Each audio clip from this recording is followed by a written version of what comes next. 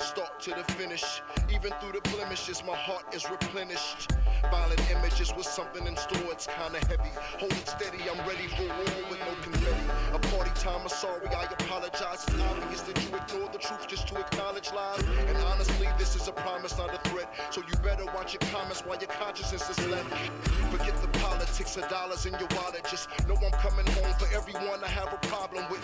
Don't look astonished, cause you knew that it was coming. You looking at me dumb, I suggest you start running. You can increase your pace, but I'm chasing you down. Losing patience, you blatantly choose breaking the vows. Tomorrow isn't promised, and that's even if you live today. Watch what you say, or somebody's gonna need a grave.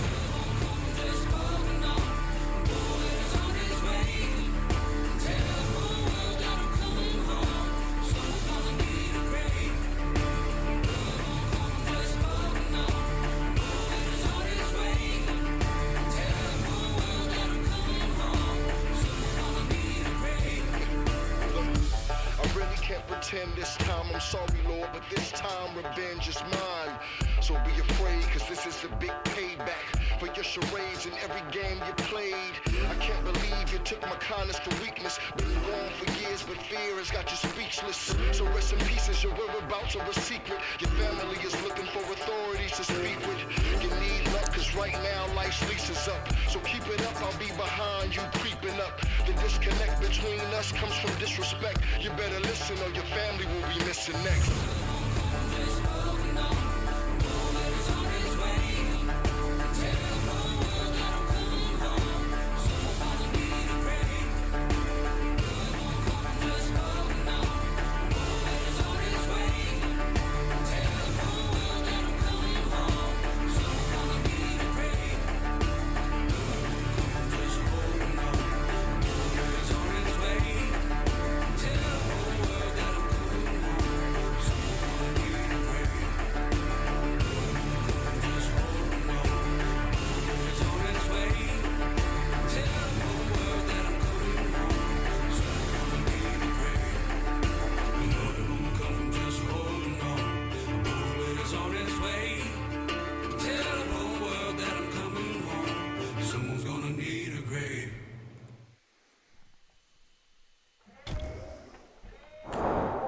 Good evening. Welcome to the stream. This is Blitz Premier Cup number 3. You join us in the top 4. If you're wondering why I sound like I'm whispering, it's because I am. It's because I can't shout, because my daughter is sleeping. So, we are kicking off the action today with some superb fixtures. We're going to be starting off with Raid versus Val, and then we're going to be seeing Jones versus Loca. So everything to play for. Now, welcome to the stream. I hope you enjoyed yesterday's stream. I hope you're going to enjoy tonight's stream, and I hope you're going to enjoy tomorrow's stream. Now, before I get too carried away, let's tune in with the main man himself, Fujit. Via Discord. He is this evening's analyst and referee. So this is an important person. Let's go. In we go.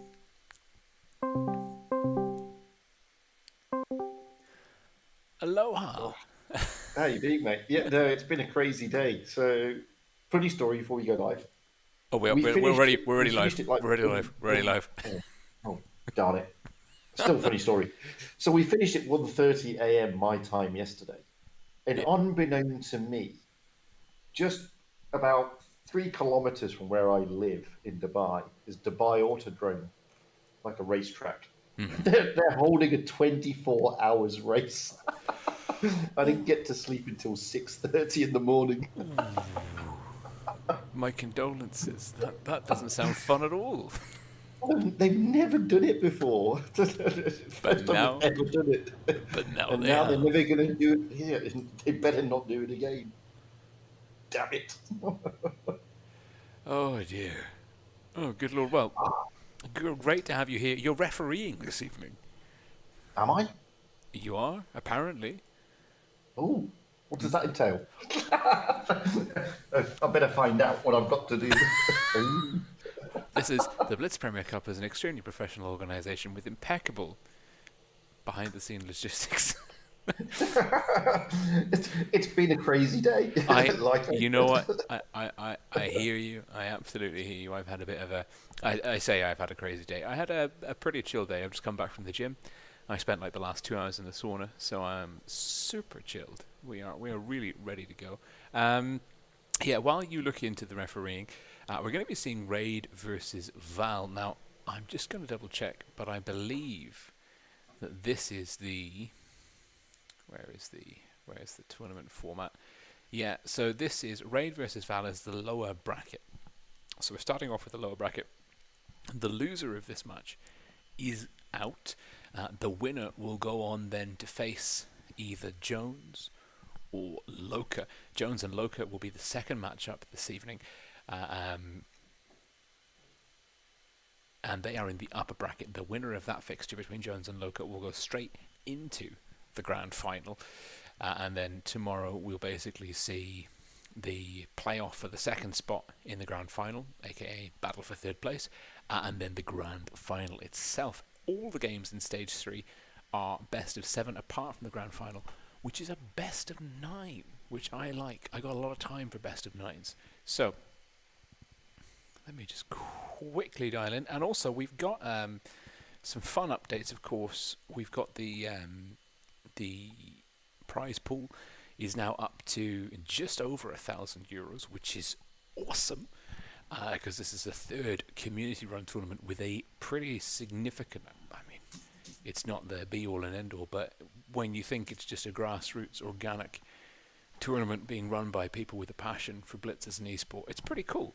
This is we're pushing 4 figures again in terms of a prize pool, but Wargaming have confirmed that they are also doing prizes, and if you check out the Discord for the Blitz Premier Cup, there's full details there, but basically it's going to be gold and credits per team, and premium days per player for the top 3 places. Additionally, the top 3 places get to choose a special avatar from the recent avatar contest, Steel Eagle, Blitzwolf, or Proud Veteran, and the Steel Eagle avatar is it's pretty good. I'm not gonna lie, I would be happy to rock that avatar. So Wargaming supporting Blitz Premier Cup once more, excellent to see. Kudos to them. I'm just gonna check now. It's 7:52. I'm just gonna see if the room is up. It is up. Amazing. And I remember the password with my big brain. Look at that. Oh, and huge! I forgot to do this yesterday. I did it very briefly at the end of the stream in the stream chat. It was a massive oversight on my part. A huge shout out to NetForce, who is he was our room moderator yesterday. He's our room manager moderator today. He is a member of the crew. He's a very dedicated part of the Blitz Premier Cup team. Was a very he's just an all-round top bloke, and he is today.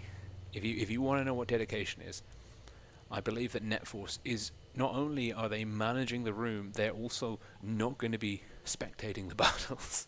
They are just doing the hard work with no reward.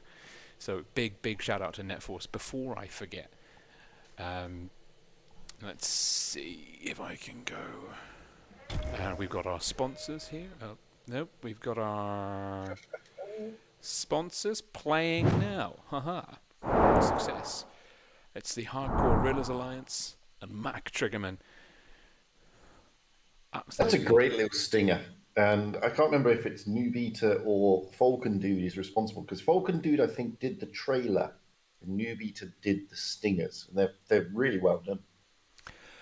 I mean, and that's another thing, like, you know, as the kind of the crew continues to grow and evolve and level up, as it were, and we're getting people with really sort of impressive skill sets chipping in. I've got to admit, like, I am also, like, I wouldn't have a clue where to start with that stinger and all the graphics and everything, but we've got people producing some really top-notch material for the tournament, which I am not making the best use of. This is a shoestring stream I've pulled in the essential components. We've got the clan logos, we've got the sponsors, but there's so much more else. And if you check out a couple of the other streams, you'll see everything that you're missing.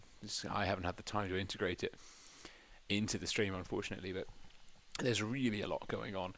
So, Fujit, 2 things before we crack off in the next 5 minutes. 1, are you now au fait with your role as referee? I think so, just about.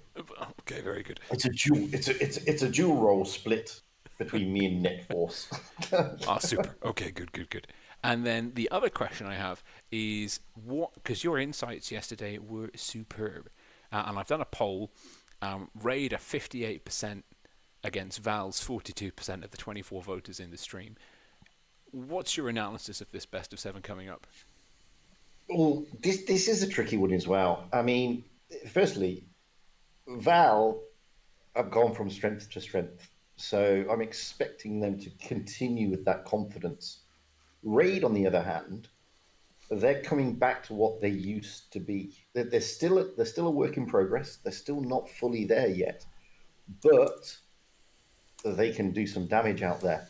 I did a bit of training against Raid with Vale, and they're still impressive. I faced them in last year's autumn in the Pure of Your Skill, and when they've got the goat on, they really can turn you around.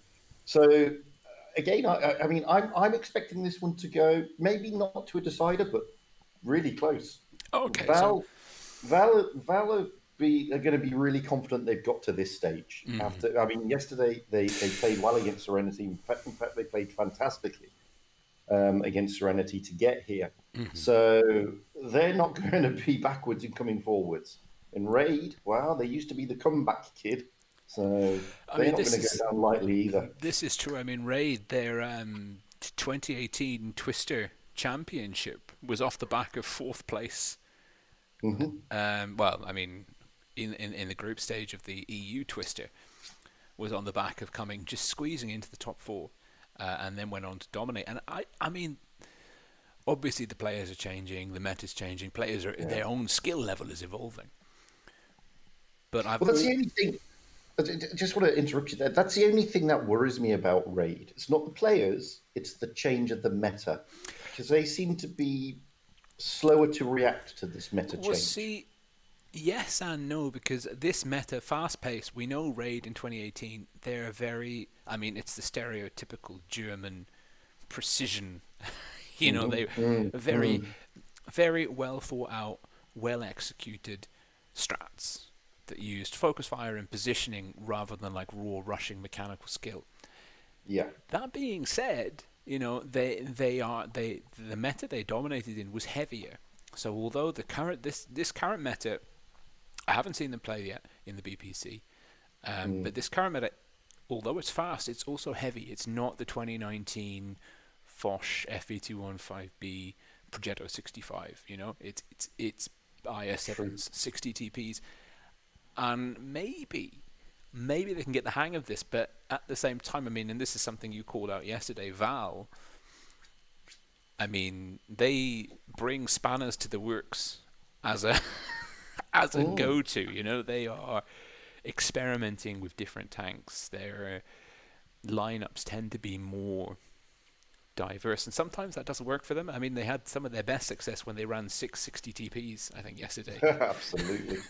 So you can't go wrong. That was the same the day before. I mean, when they were running 660 TPs, etc., a full mega heavy lineup, they were having a lot more success. And we saw that last night, as you just rightly pointed out, when they're fully loaded 60, big heavies.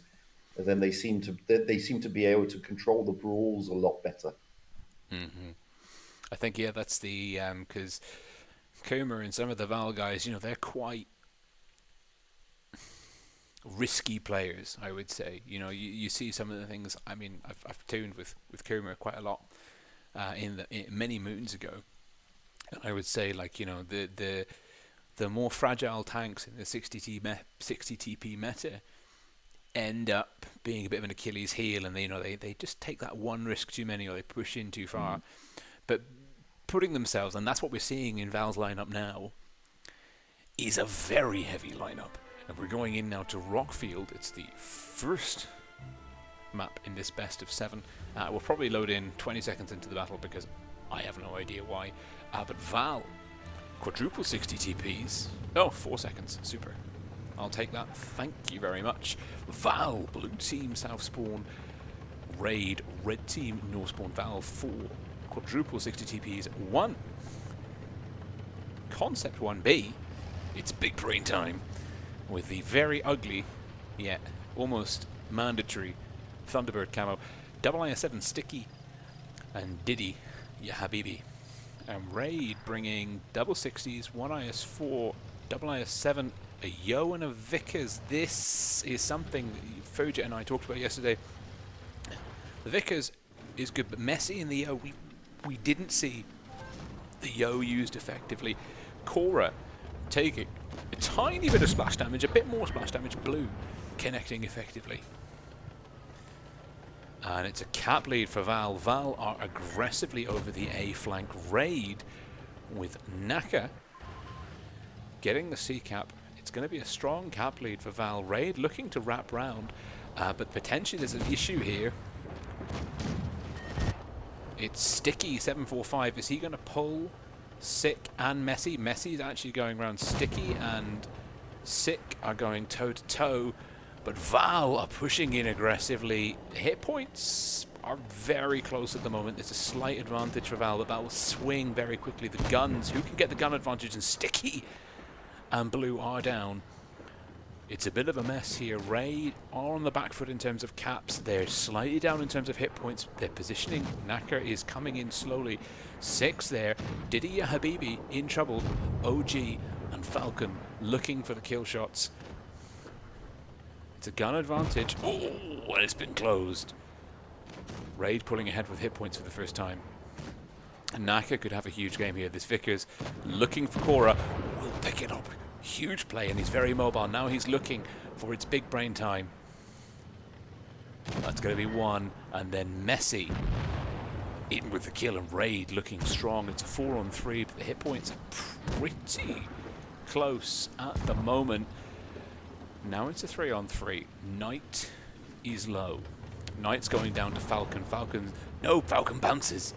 Sorry, I'm not sorry now. Looking for a big shot into Messi. Will find it. Knight goes down to Messi. Sorry, I'm not sorry is in trouble. Naka will be a huge asset. This is the first time we've seen the Vickers being used effectively. Kuma tags Raid. It's the wrong target. Messi can now come around the corner with 3 in the clip, and he is just going to eviscerate Kuma. Kuma on the drum reload. 1 versus 3. He doesn't have the DPM or the mobility to deal with this, and Falcon will shut him down. And Raid, well, for as much as I may say that the Yo is not meta, we saw Messi make that tank sing. Oh, totally. I mean, looking at what Messi's dished out top damage there for Raid, just over 4,000. And I mean, that's how you make the Yo sing. Mm-hmm. And that's what it used to be like. I'm still impressed with the pushes coming from Val. I mean, they had very coordinated push there. And you were quite right. I mean, Naka was instrumental. He not only did he was on the other side of the map getting C, coming around and using the Vickers to the maximum that you could use the Vickers for, finishing off those one shots and those low shots, being a real pain in the backside. I mean, great game by Raid. It looked like Val had the upper hand, but great comeback from Raid. I think, yeah, Raid just really, the focus fire was there, the discipline was there. Sticky Val's, the weak link was their positioning. They're not Sticky is a great player, but the weak link was the positioning of him. They left him alone. And he didn't trade up effectively. But it was close. It was very, very close for a long time in the game. And like I said, like it could swing either way. But you're spot on. You're spot on right with Naka. He was just there going in, mopping up those low hit point tanks and being able to move so quickly. You know, you're not a desirable target because players risk. But that's what makes these light players so effective. I mean, there are certain players who play lights and mediums spectacularly well.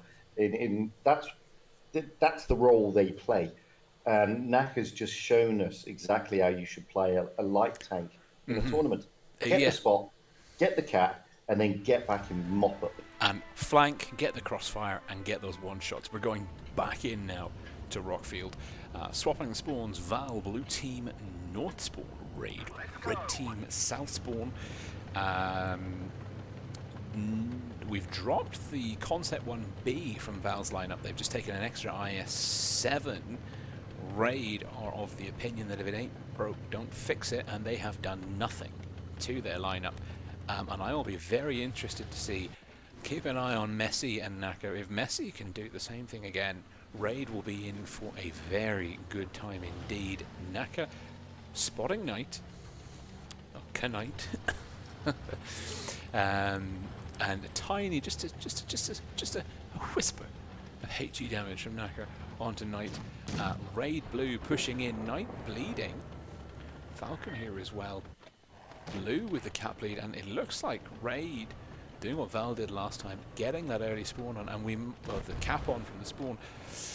Knight's in a bit of a difficult spot here. He's got a lot of angles to work. He's got Falcon to the right. He's got Naka to the left. Probably blue is proxy spotting him, maybe. It could be about 50 meters. Val might be looking for a bait strat here, but the issue with the bait strat is you need the cap pressure, and they don't have that, and they don't have the mobility to option C. And if I was Raid, I might consider sending Naka into C to get that additional cap pressure. And speak of the devil, off he goes. B is capped. That cap difference now is less than 1 kill, less than oh no, slightly more than a kill. Close, very, very close. A kill is an 80 flip.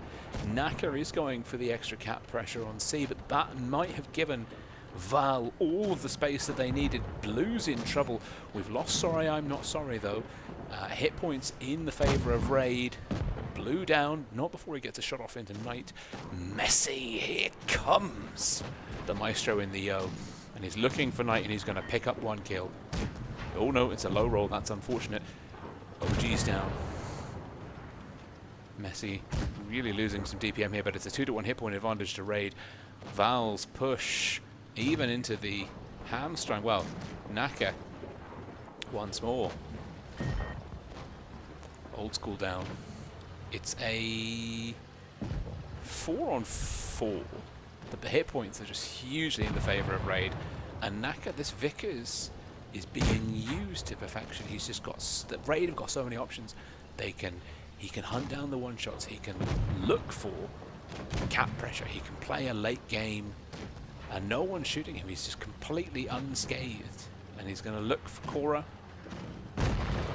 Ew, Sick gets there first, but Raid are, well, dominant on Rockfield, looking very, very comfortable. And Messi would have had the kill, but a healthy win for Raid. That early cap pressure was key. Fujit, what did you take? I'll be honest with you, I was a bit surprised with our initial tactic, sitting in their spawn, waiting and letting Knight get out there. It kind of let Raid get into a decent position, and Raid then bled. They were able to bleed Val. When the push came, it was a great push from Val, but they'd already lost a lot. Welcome to the storm. Again, we're seeing Naka doing amazing stuff in that Vickers, all over the map, doing exactly what he should be doing. And Messi, in that Yo, even though we said they weren't working, playing it as a really like a second-line defensive tank to sort of come in and help mop up. I mean, it's really good stuff from Raid. I have to agree. I think, and the fact that it's not a fluke. Messi was top damage again, and even the Vickers was second damage. And so Raid, I mean, maybe they just had the measure of Rockfield. We're going into Faust next. It's a best of 7. First team to 4 wins it. So if it's a clean sweep, we won't see Oasis Palms. Really hoping Val can find some fight back here. But Raid were in control of both of those battles. And I agree with you, Val. The choice to let Raid, but to sit passively when Raid had the cap You can do a bait strat if you've got the cap lead. You can't. Oh, absolutely. you can't. You are 100% correct. There's no point doing a bait strat unless you put them under pressure. Which is why I was a bit confused with that an early side of that strat. It seemed that K Knight was, was just out there on his own for far too long. And he was. I mean, it was a tough. Like we said, the IS-7 is a troll tank, especially post buff. But he was really just too many angles, couldn't work it, and especially when you've got like raid top pro players, they're either going to pen you or they're going to hit you with HE. They're going to do something nasty to you if you give them even just a little bit of thigh out of the side from the rock. But we're going in now to Faust raid leading Val 2-0. Val blue team north spawn, raid red team south spawn. Raid with a ever so tiny hit point advantage at this moment, and raid, it's a very similar lineup. They've just switched an IS-4 for an IS-7, but it's the same composition of tanks. Val, pretty similar, although there is, of course, sorry I'm not sorry, in the 50B. Blind shooting connects with raid OG for 176. I mean, it's not terrible. Core has been spotted, but that is a hull down. 60 TP. You ain't doing nothing but splash damage to that. The barrel just clipping through the wall there. Beautiful stuff. Val on the hit. Val, this is going to be a good option for Val. They have to be careful they don't lose too much map control. Sorry I'm not sorry is potentially alone. It's fast, the 50B, but no one else is really super fast. He does potentially have support from the two 50Bs here, Diddy and Cora. Raid are on the back foot. A one kill would flip the cap points.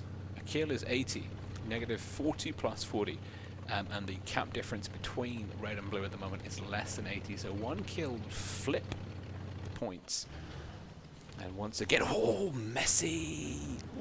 Getting tagged, and it's both teams just leaking hit points here and there. No massive oversights though, but potentially Knight is about to become that oversight once more for Val, as we see a huge push from 3 IS-7s, but there's a counter push coming in from Val, Kuma and Sticky.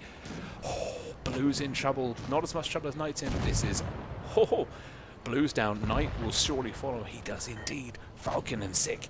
Falcon's in trouble, Falcon's down.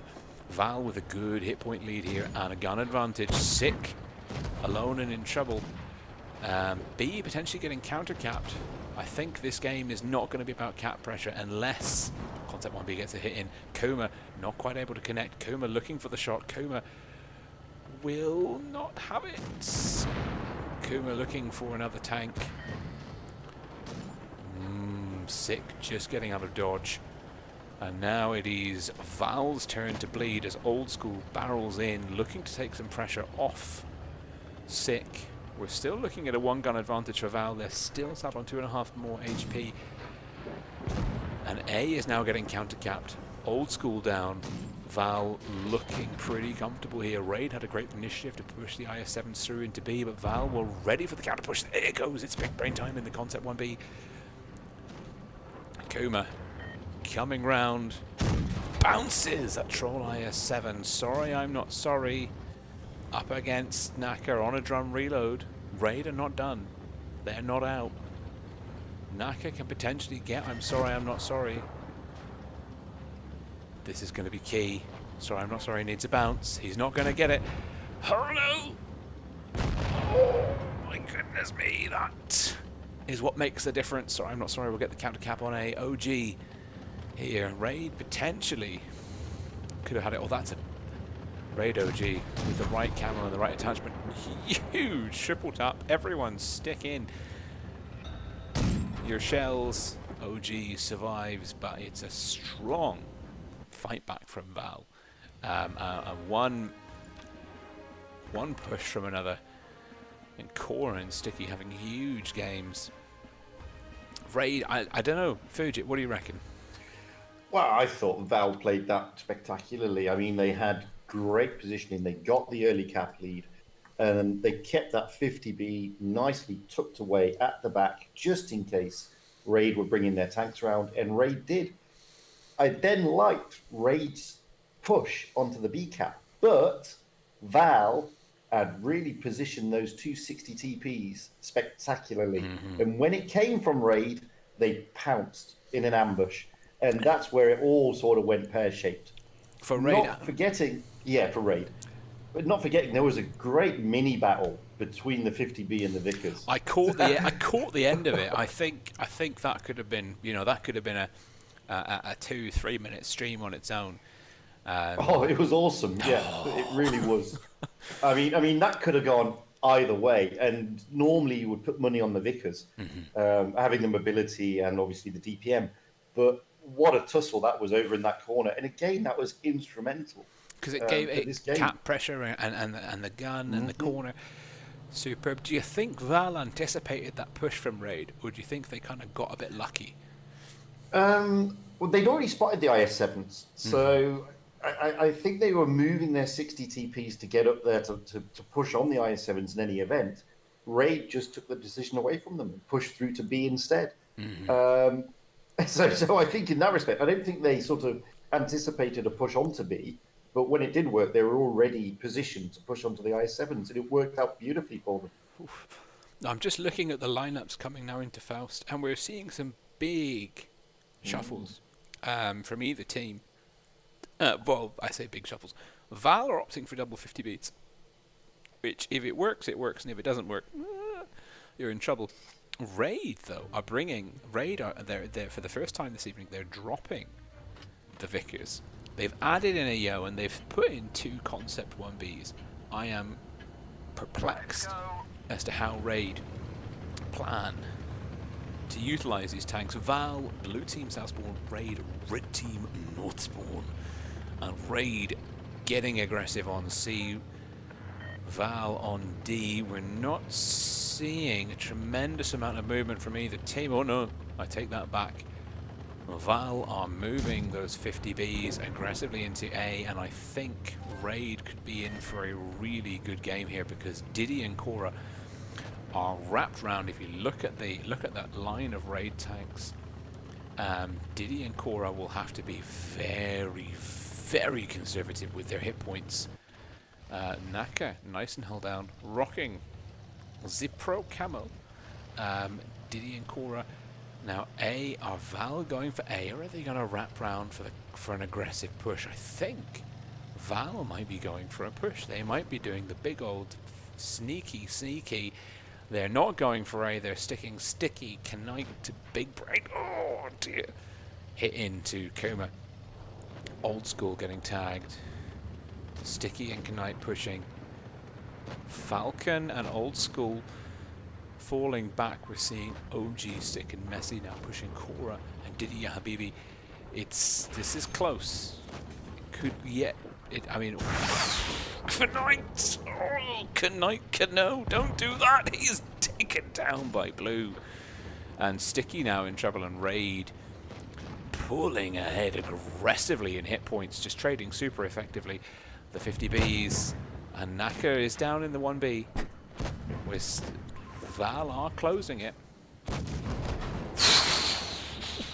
Sorry, I'm not sorry he gets hit. Picks up a bounce, he's hanging on for dear life with 153 HP. It's still a solid hit point lead for Raid. Raid now moving sick into Cora. 468, it's a good roll. Messi. Here come... Well, there's Cora's now in trouble. Cora is getting focused. What was that? I don't want to think about it. Old School is down. Raid with such a deep hit point lead here. As the battle pushes over into a sort of a bit of a maelstrom. Caps long forgotten. There's lots of one-shot tanks. A lot of one-shot tanks. Cora not able to execute. We're looking at I don't understand what Val are doing here. It's a 4 on 3. The hit points are low. Sit getting tagged. It's big brain time. Has got to insulate Kuma. He's in trouble. Kuma's going to get pushed. Kuma's not awake. Oh, that's tough. It's a 3-on-3. Messy. Very healthy. Very happy. Looking to eviscerate its big brain time. Sorry, I'm not sorry as low. It's hit points are 3-1. But there's just so few tanks. Oh, 2 bounces. Diddy and OG. It's big brain time down. Diddy with a nice shot. Looking for potentially a ram kill. That's not going to work. The IS-7 is heavier than you. But doesn't have the penetration. Sorry, I'm not sorry as the last man standing. Well. He's... Coup de grace. what's the? It's the Japanese that have Harry Carry. I think that's exactly. The sort of the we've lost. The only noble thing to do is to kill myself to regain my honor, and I can respect that, especially when you look at players at this level, because there are some situations where you're down, the chips are against you, but you can win. And so it's worth fighting. Yeah. And even in public matches, and in public matches, you've always got to think, I could get more damage, I could lessen the hit on my stats. But there's also some times when you just know, like, there's nothing I can do. I would rather decrease my tank's average damage and drown myself than give the enemy the satisfaction of killing me. But in this case, it's just for expedience's sake, I would say. And if anything, it's a good sportsmanship rather than one tank running around and dragging on a match for an extra minute or two in a sort of comp setting like this. Totally. And that was a great game, by the way. It was, you had Val pushing through on one side, and at the same time you had Raid pushing through on the other side whilst retreating on the Val push side, and you had Val retreating on the Raid push side. And at one point, Val, they had lost a lot of hit points, but they had more guns on the battlefield, which was crazy. I was saying, Raid have got a very comfortable gun and hit point advantage. Raid have got a massive hit point advantage, but they're like down 2-1 on the guns. Those watching, they may have got a little bit confused over what was going over with Diddy there. Just to put everybody in the picture, when you face hug in that concept 1B, it's absolutely impossible to pen it frontally. What about HE? HE, yeah, you can, but that's why Diddy seemed to be struggling, because he's in an IS-7, and it's not easy. Don't have the gun depression. Well, we are now 3-1 match point to Raid. We go into our third map, which is Oasis Palms. And, this is do or die for Val, really. They face going out in 4th place, which in the Blitz Premier Cup against the quality of teams that we have here is not a shabby result at all. Val, blue team Northspawn, teeing up potentially for the last time this evening against Raid. Red team Southspawn. Raid are, with a very nice lineup. We're seeing for the first time, Be Still My Beating Heart, a TD, Grill 15, camping, but that is what the Grill is built to do, I should say. Raid with a nice Anakas back in the Vickers, and we're seeing Messi rather than the Vickers going for the C-cap, early cap advantage to Raid. OG in the VK9001 P-Blade will have great control over B. Val are getting aggressive. Val have taken a lot of 60 TPs. When I say a lot of 60 TPs, I mean 6. With Didier Habibi in the Vickers, and there go the hit points. Raid, old school thinking. I'm sorry, what? He might. I don't think he's gonna have the reload here. Someone's just gonna HE him. Hit points falling off, guns falling off. Raid 2. Better to bury the kill, and now Falcon having to fall back, and he might get one shot off. Looking for Knight. Poor Knight. Oh, into the tracks. Big brain time. Oh, that was an ammo rack as well. Val are, well, they've got some low hit point tanks here. Didier, Habibi, and Naka dueling. A battle of the light tanks. Nice HE roll. Didier, Habibi maybe getting outplayed here by Naka. Naka seems to be Raid's light tank main. Cora down. Hit points still in the favor. Gun still in the favor of Val. It's looking pretty close though. Naka potentially coming up on top on Didier, Habibi. Kuma down. Didier Habibi with a lovely ram, just pushing his DPM over with a ram kill. Great intelligent play. Raid still sitting on that cap lead. Blue in trouble. Blue taking a hit. And it's big brain time with the final. And big brain time is very healthy. We're looking at a 4-on-2. We do have the light tank. Didier Habibi could counter cap C and then run rings around the 60 TP. And IS-7 OG taking down Big Brain, shuts down Messi, and OG will potentially take down Sticky. Sticky falling back, Big Brain using that deep hit point pool, trying to insulate Sticky. Lovely shielding, great tournament team play. OG looking for shots past, bounces on Big Brain. And OG now trying to get a ram kill on Sticky. No, he's playing for the win. He's going to try and take down Sticky, and then he will just need a small miracle. He just needs a small miracle. I don't think it's coming. I think Diddy Habibi will lock it in, and Val hanging in there, 3-2. Wow, again, I mean, if you want to know how to play a Vickers in a tournament, these are the tournaments you want to be watching. I mean, Didier Habibi there getting his revenge from the last game. To be fair, it was interesting because Didier was using AP, and Naka was using HE, and Didier, I think he had maybe the shot drop on Naka, like he was a one shot ahead in terms of like the reload, but he was down on DPM because he was firing AP rather than HE. Just more reliable. He also got a nice ram. Exactly. And that's last shot, which was that's nice. how he closed. It was. I mean, like, it's a very sort of complex relatively complex mathematical equation. But it, like, to see someone use their brain to that extent in like a 20-second brawl between two Vickers when they're trying to do so many other things.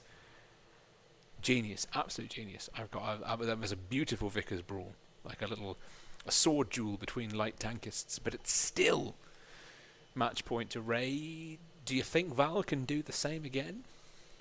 Well, I think Raid would probably be wise to it now. I mean, in that game, Val weren't interested in caps. They were iron fisting it. They were going to cap Raid on the back foot, and it worked for them. Perfectly. Raid may be scratching their heads this time, saying, we ain't going to fall for that trick twice. But it looks like Val are adapting, because we're seeing Sorry I'm Not Sorry in the grill. And the grill didn't really work for Raid last time. So I'm not sure why Val think they can do it, but here we are. And line up once more the same Vickers. Oh no, Kuma in the Vickers. Naka still in the Vickers for Raid. And Kuma putting on his big boy pants. Still match point Raid. Raid leading Val 3-2. We go into the second spawn on Oasis Palm. Raid, red team North spawn. Naka, the light tank main for Raid in the Vickers. We're seeing IS-7 and VK, triple IS-7, double 60 TP and a VK Raid deep in C in the city, and getting aggressive on A. Val sat back a little bit with their quintuple 60 TPs. They've put in Diddy in an IS-7. He's in the very precarious spot, splitting the distance between the city and the quadruple 60 TP. Sorry, very precarious spot. He's potentially pushing out to C, but there's going to be Messi and Naka, and we are seeing Kuma in the Vickers. It's a lovely little lineup here from both teams. Good approach, but Raid have got the cap lead, and we've seen in the past games in this series Raid enjoy a good cap lead. And they are wise, like Fuji said, they are wise to a counter push. They've got enough heavies here, they dug in, they're taking more defensive positions, they're putting the IS-7s behind those super strong hull down 60 TPs. OG in the VK once more with control on B. Didier Habibi taking a hit from Messi, bit of HE fire getting traded. Kuma out wide, looking for his opposite man in Naka. Naka saying, you know what, the fight's going to be over here, and I think Raid may be stacking for a push through A. They might take the fight to Val. We potentially could be seeing here, or Raid might be trying to leverage position. We could potentially see a B cap. Very aggressive positioning by Raid in the middle. If Val had control over B, which they don't, they could be looking for cross shots. Didier Habibi, good hit point advantage to Raid. They're sat on 1.7k hit point advantage here. And that cap lead is just ticking over very aggressively in their favor now. I mean, we're looking at a 3-kill flip. There's no counter cap going on for Val, and Raid could ride out a cap win here. And there is B. Sick has finally moved into B. I say finally. This is a good moment. Great position. IS-7 low slung chassis will be impossible to counterpush. Val are in very difficult situation here. They've got 3 tanks outright. They're gonna take down Messi. They're gonna get spotted, but Raid are gonna read that, and they're gonna make the counter push on the rest of Val's forces. 2 caps now for Raid. Raid with 4 minutes. They could be won on cap points by the 2-minute mark, if not before. Diddy Habibi, no. Especially if Raid Messi is able to get a good shot in on Didier Habibi here. 384, and that's APCR. Sorry, I'm not sorry. Pushing aggressively through the open. Hit points falling off Val, left, right, and center. Raid still riding that cap point win. And we're seeing a huge counter push from Val. They've taken down Messi. They're counter capping A. Someone needs to stop B, but I don't think they can without taking too many things out of the brawl. Oh, there goes its big brain time to Sick. Falcon low. Falcon going down to Cora. Raid surely have this one in the bag. They've got the guns, they've got the hit points, they've got the caps, they've got the mobility. Naka moving around, and it is surely a GG to Raid here. Val fighting for dear life, but there's 60 points left. Kuma trying to ram kill Naka. Naka will have OG pipping him to it. And Raid with the GGs. Nice to see Raid coming out on top 4-2, and you called it, Fuji. You said it would be close, but you didn't think it would go to a tiebreak. Your ability to predict things is scary. Well, I tell you what, those games were a lot closer than they looked. That last game, yeah, Raid played that brilliantly.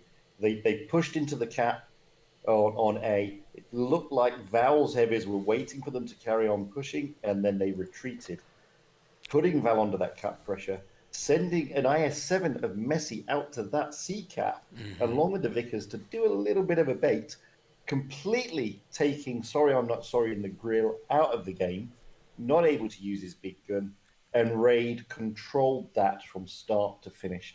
And as you said, I mean, Val were fighting for survival, but Raid had just positioned themselves so well. And, that VK90, whilst Sick didn't do... no, it wasn't Sick, sorry. Whilst OG didn't seem to be doing much in that VK90, the role he was playing was instrumental. He's got crossfires if they push into A, and he's got anything coming into B, and he's got the potential to cap B. Fantastic play by Raid, to be fair. It was, and that is, it's that kind of that very calculated play that I would say, like, at least in my mind, is what I would synonymize, make very strong associations with Raid with. And that's what we saw in that last series. Val had some superb plays of their own, but they just kind of got outmaneuvered, outthought by Raid. I think I always felt like Raid were their the games they won, they were like 1 or 2 steps ahead. They out anticipated Val. The games that Val won, I mean, was on the back of a decisive push, which is it's not to take away from the victory, but Val's their victories were like, we're going to do something and it's going to work, or it's not going to work. You know? Yeah. Well, I agree with you. I think Raid's biggest strength and the thing they love to do the most is to try to outthink their opponent strategically. And that's what we just saw in that last game, where they're outthinking Val. They're saying, we're not going to let you high and fist it again. We're not going to let you rush through all your super heavies and catch us off guard. We're going to turn the tables here. We're gonna bait you, and then we're gonna take positions hoping for you to push. Val didn't push their heavies. They did the right thing. But time was ticking, and then Val had no choice but to do something. And by the time they did something, which was moving Sorry I'm Not Sorry in the grill away from his area where he was doing nothing to go and support that C-Cat, you could see that what was in Val's mind. We're going to catch Messi off guard in the IS-7, but Messi managing to take out a lot of HP with the sword of Naka of Diddy. Naka retreating out of there. Again, the grill, biggest gun in the game, out of the equation. So, Sorry I'm Not Sorry still did the top damage, but 2,200 in a grill is in not... those positions is not what you're looking for. And that's where Raid outthought them. They said, "We know you've got a grill. We're not going to let you use it. Simple."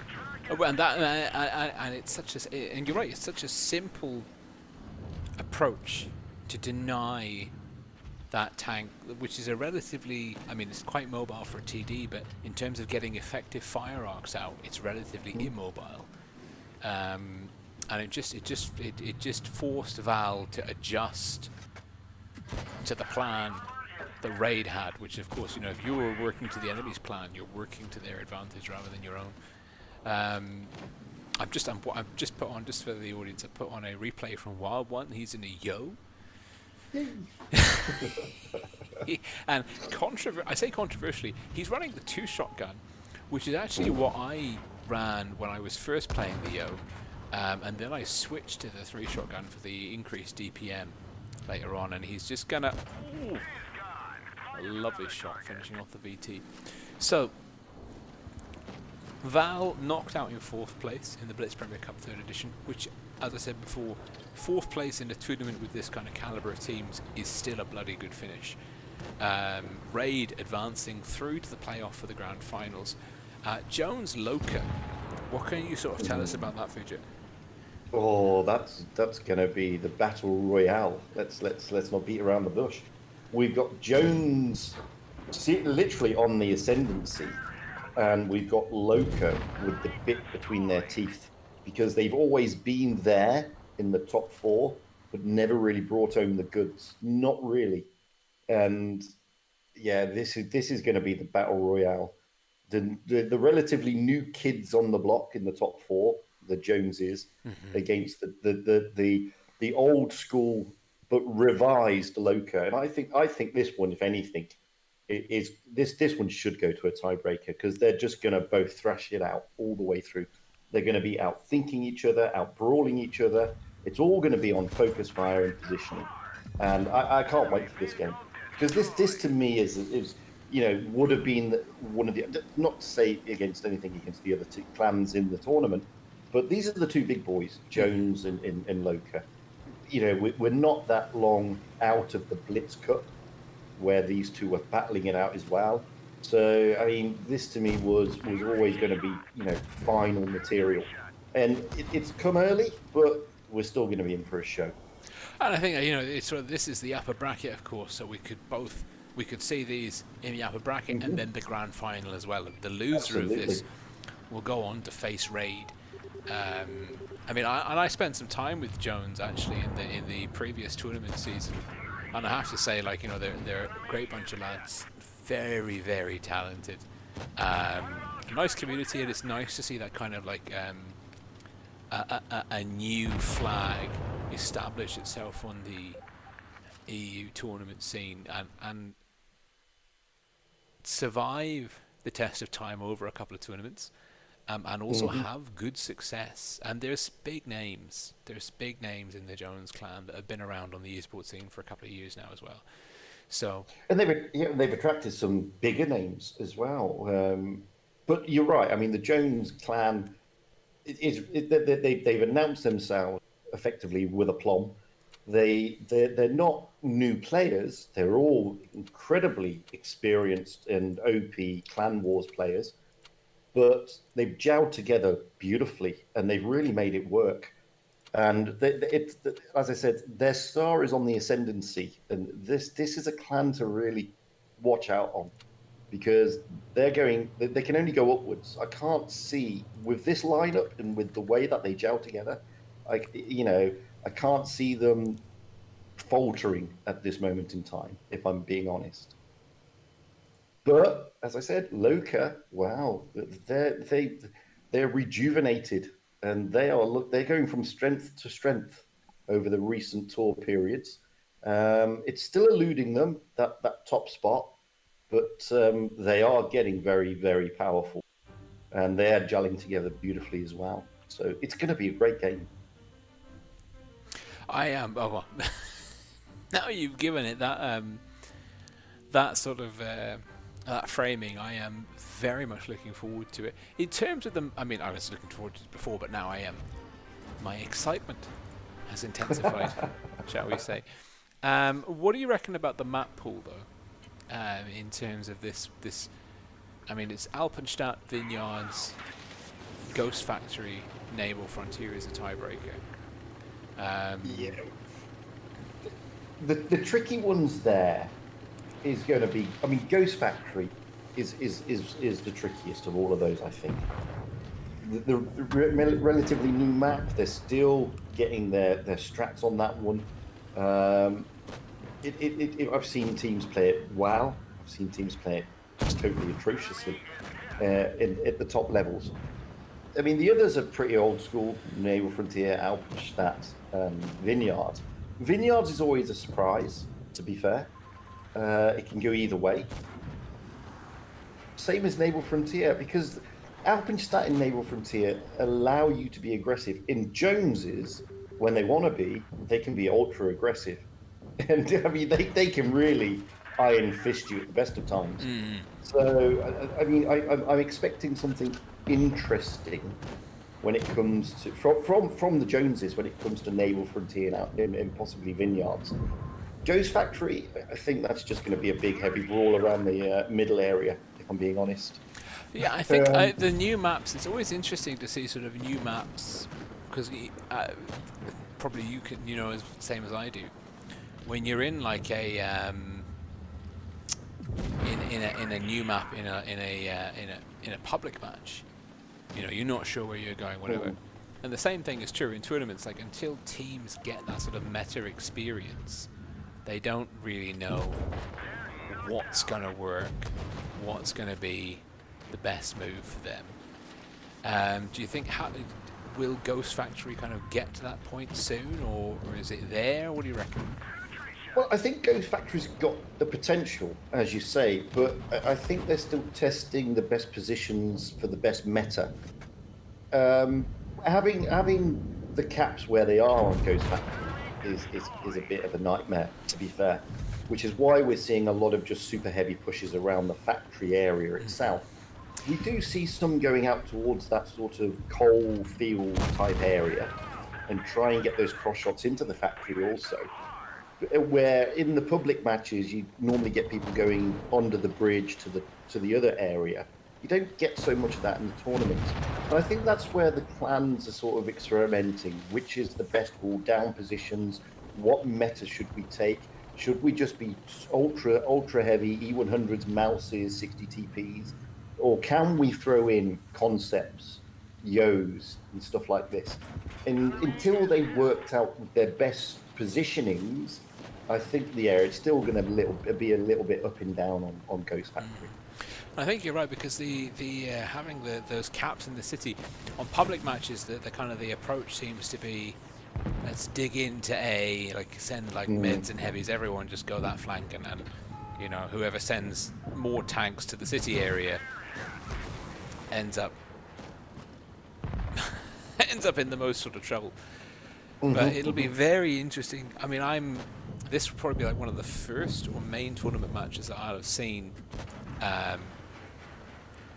If we get there onto Ghost Factory. So I'm kind of hoping, let me just check I'm kind of hoping that it's not a 4-0 shutout to one team or another.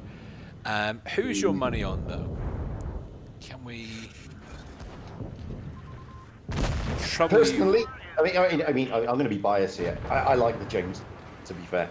I think they're a great bunch of lads. I've spoken to Gaseo Jones a lot. He's been a big supporter of my YouTube channel, so I'm slightly biased in favour of Joneses.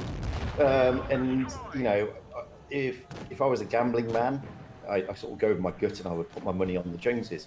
The thing about Loca, they're really good, and this one's a really tough one to call, really tough. But personal bias, I'd go for the Joneses. Nothing against Loca. It's just that I know the guys from Joneses a little bit better than some of the guys in Loca, to be fair. Oh, this is controversial, because I think, well, actually, that's the poll was correct on the old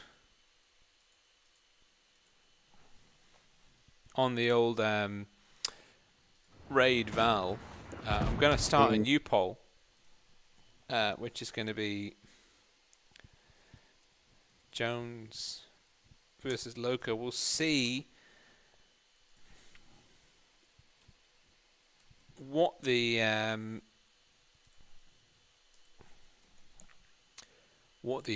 audience at home think, and we're going to put in, because a lot of people were asking for the third option, which is banana. So we're going to put that in as well. And just we're watching. Yeah, I must admit, I was missing banana tonight. I was looking. Where's the third option? It's not there. There we go. Okay, Jones, Loca, banana, sorted. We're just watching a replay at the moment from Yusuf. He's in his T110E3, pushing 20k damage in Uprising. It's not the be-all and end-all of regular game mode matches, but he's got Inferno and Chain Lightning. A huge, huge, huge game here from our man Yusuf.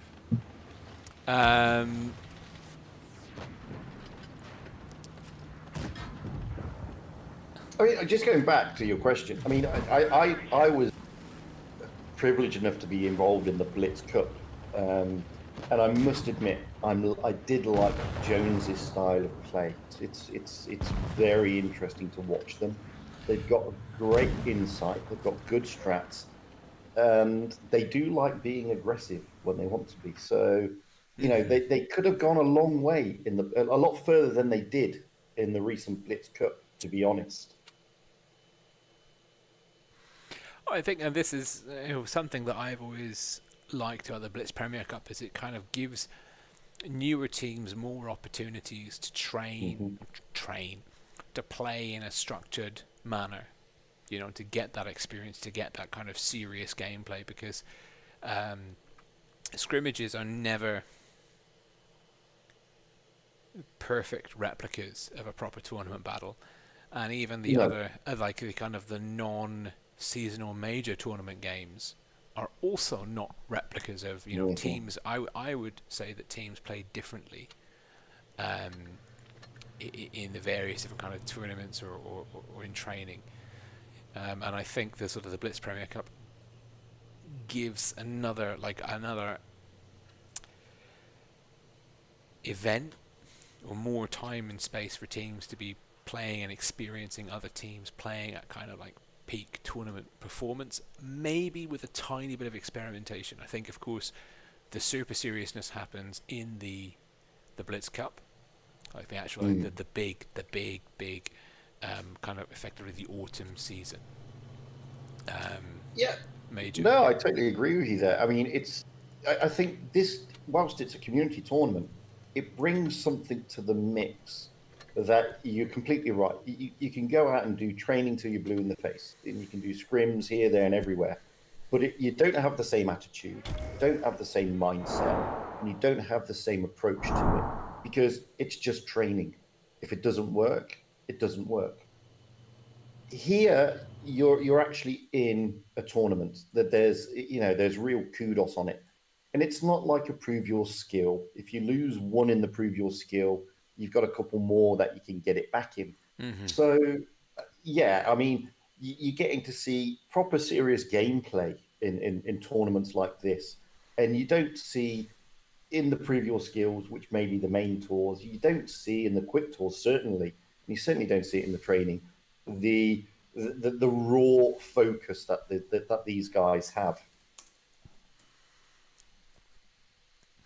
And that's the it's something that because wargaming, of course, like they've created quite a rich tournament environment now, with the various different game modes and the quick tournaments and whatever, and it's a sort of their aim and their view is to ease people into and get them familiarized with the concept of playing as an organized team of 7 and coordinating with your mates, and coming into games. But there is still that there is a big difference, particularly at the higher levels, between how teams treat like a very serious do or die tournament match. Oh, totally, totally. I mean, if you look back at, it's not a game not to disrespect Prove Your Skill, but the Prove Your Skill tournament. I mean, you don't generally see the likes of Endgame bringing their top play style in the early parts of those tournaments because they know that eventually they can knuckle down and get the cups required. Because all they need to do is get into the second day on Prove Your Skill. That's it. And as long as they get through to the second day every time, then it's pretty much for these top clans. It sounds disrespectful for those clans coming up, but it's pretty much a walk in the park for them. They're not bringing out the A game. It is. I mean, like they could probably win, and they probably have won fielding in a team of tier 9s, like a joke. Not a joke lineup, but you know what I mean. Yeah. Just take what you enjoy, and we'll see what happens. And that's not just, but it's a symptom of the strongest versus weakest MM. And that's the point, yeah. And that's something I've always said. Like, look, this is it's a double loss for the typical tournament structure because you've got teams that are shit hot, wasting time doing something that they can just kind of play with their toes. They don't even need to hold the iPad in their hand. They can be like, well, I'll watch TV and we'll win. And there is a lot of that improve your skill. To be fair, in the early stages, it's yes. So the top teams are going, why am I here? This is such a waste of time. And the new teams, the weaker teams, are dipping their toes into tournaments, are coming up against the better clans and going, well, this sucks. Well, yeah, absolutely. And this is one of the downsides to prove your skill. As I said, I mean, you can literally breeze your way in the early stages.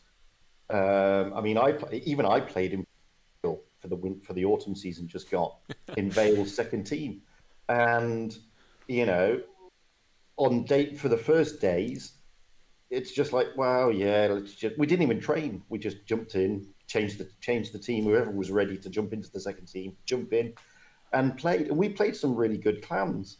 But the aim was, doesn't matter if we win, just get into the second day.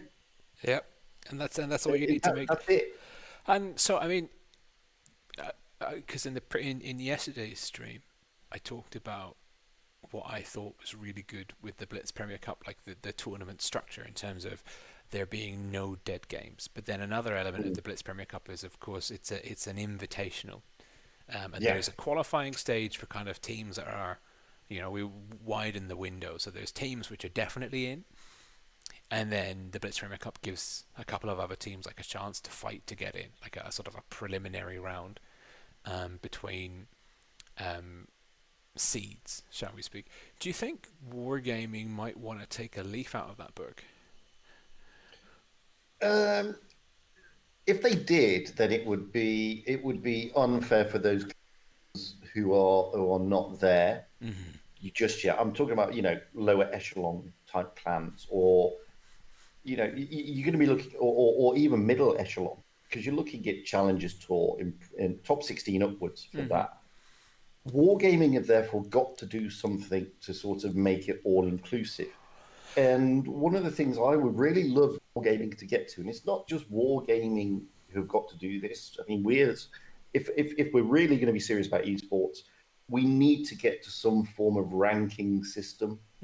Not leagues as such, but a ranking system like they have in other professional sports, such as golf or even Champions League football. There are ranking systems, and that would even the field out slightly, I think. Well, I mean, I'm kind of I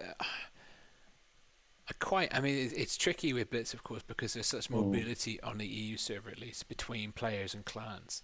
But I more than once I've thought, like, with now the seasonal majors, you've got tournaments coming up every quarter.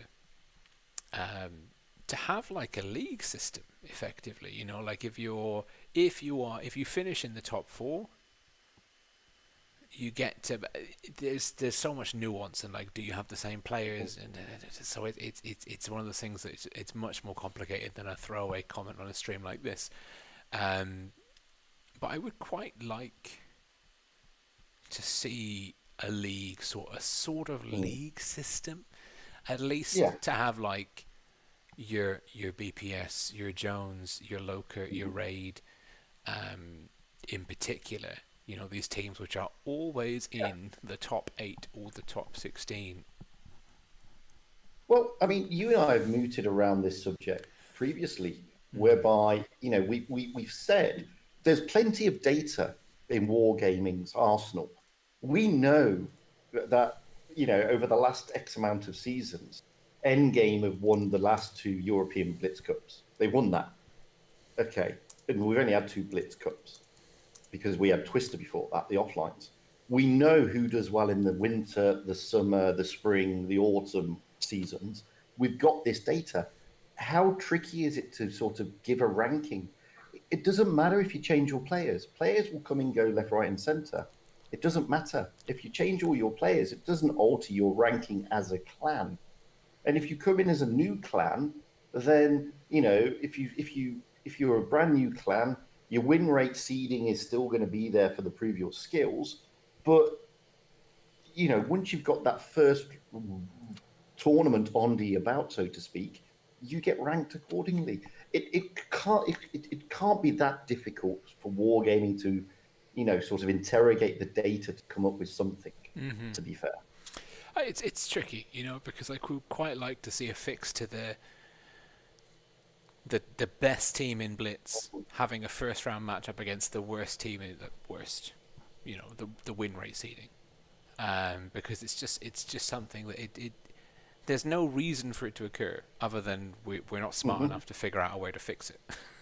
It's the reason it exists is because it's the simplest and easiest solution that Basically, requires the least thought on anyone's part.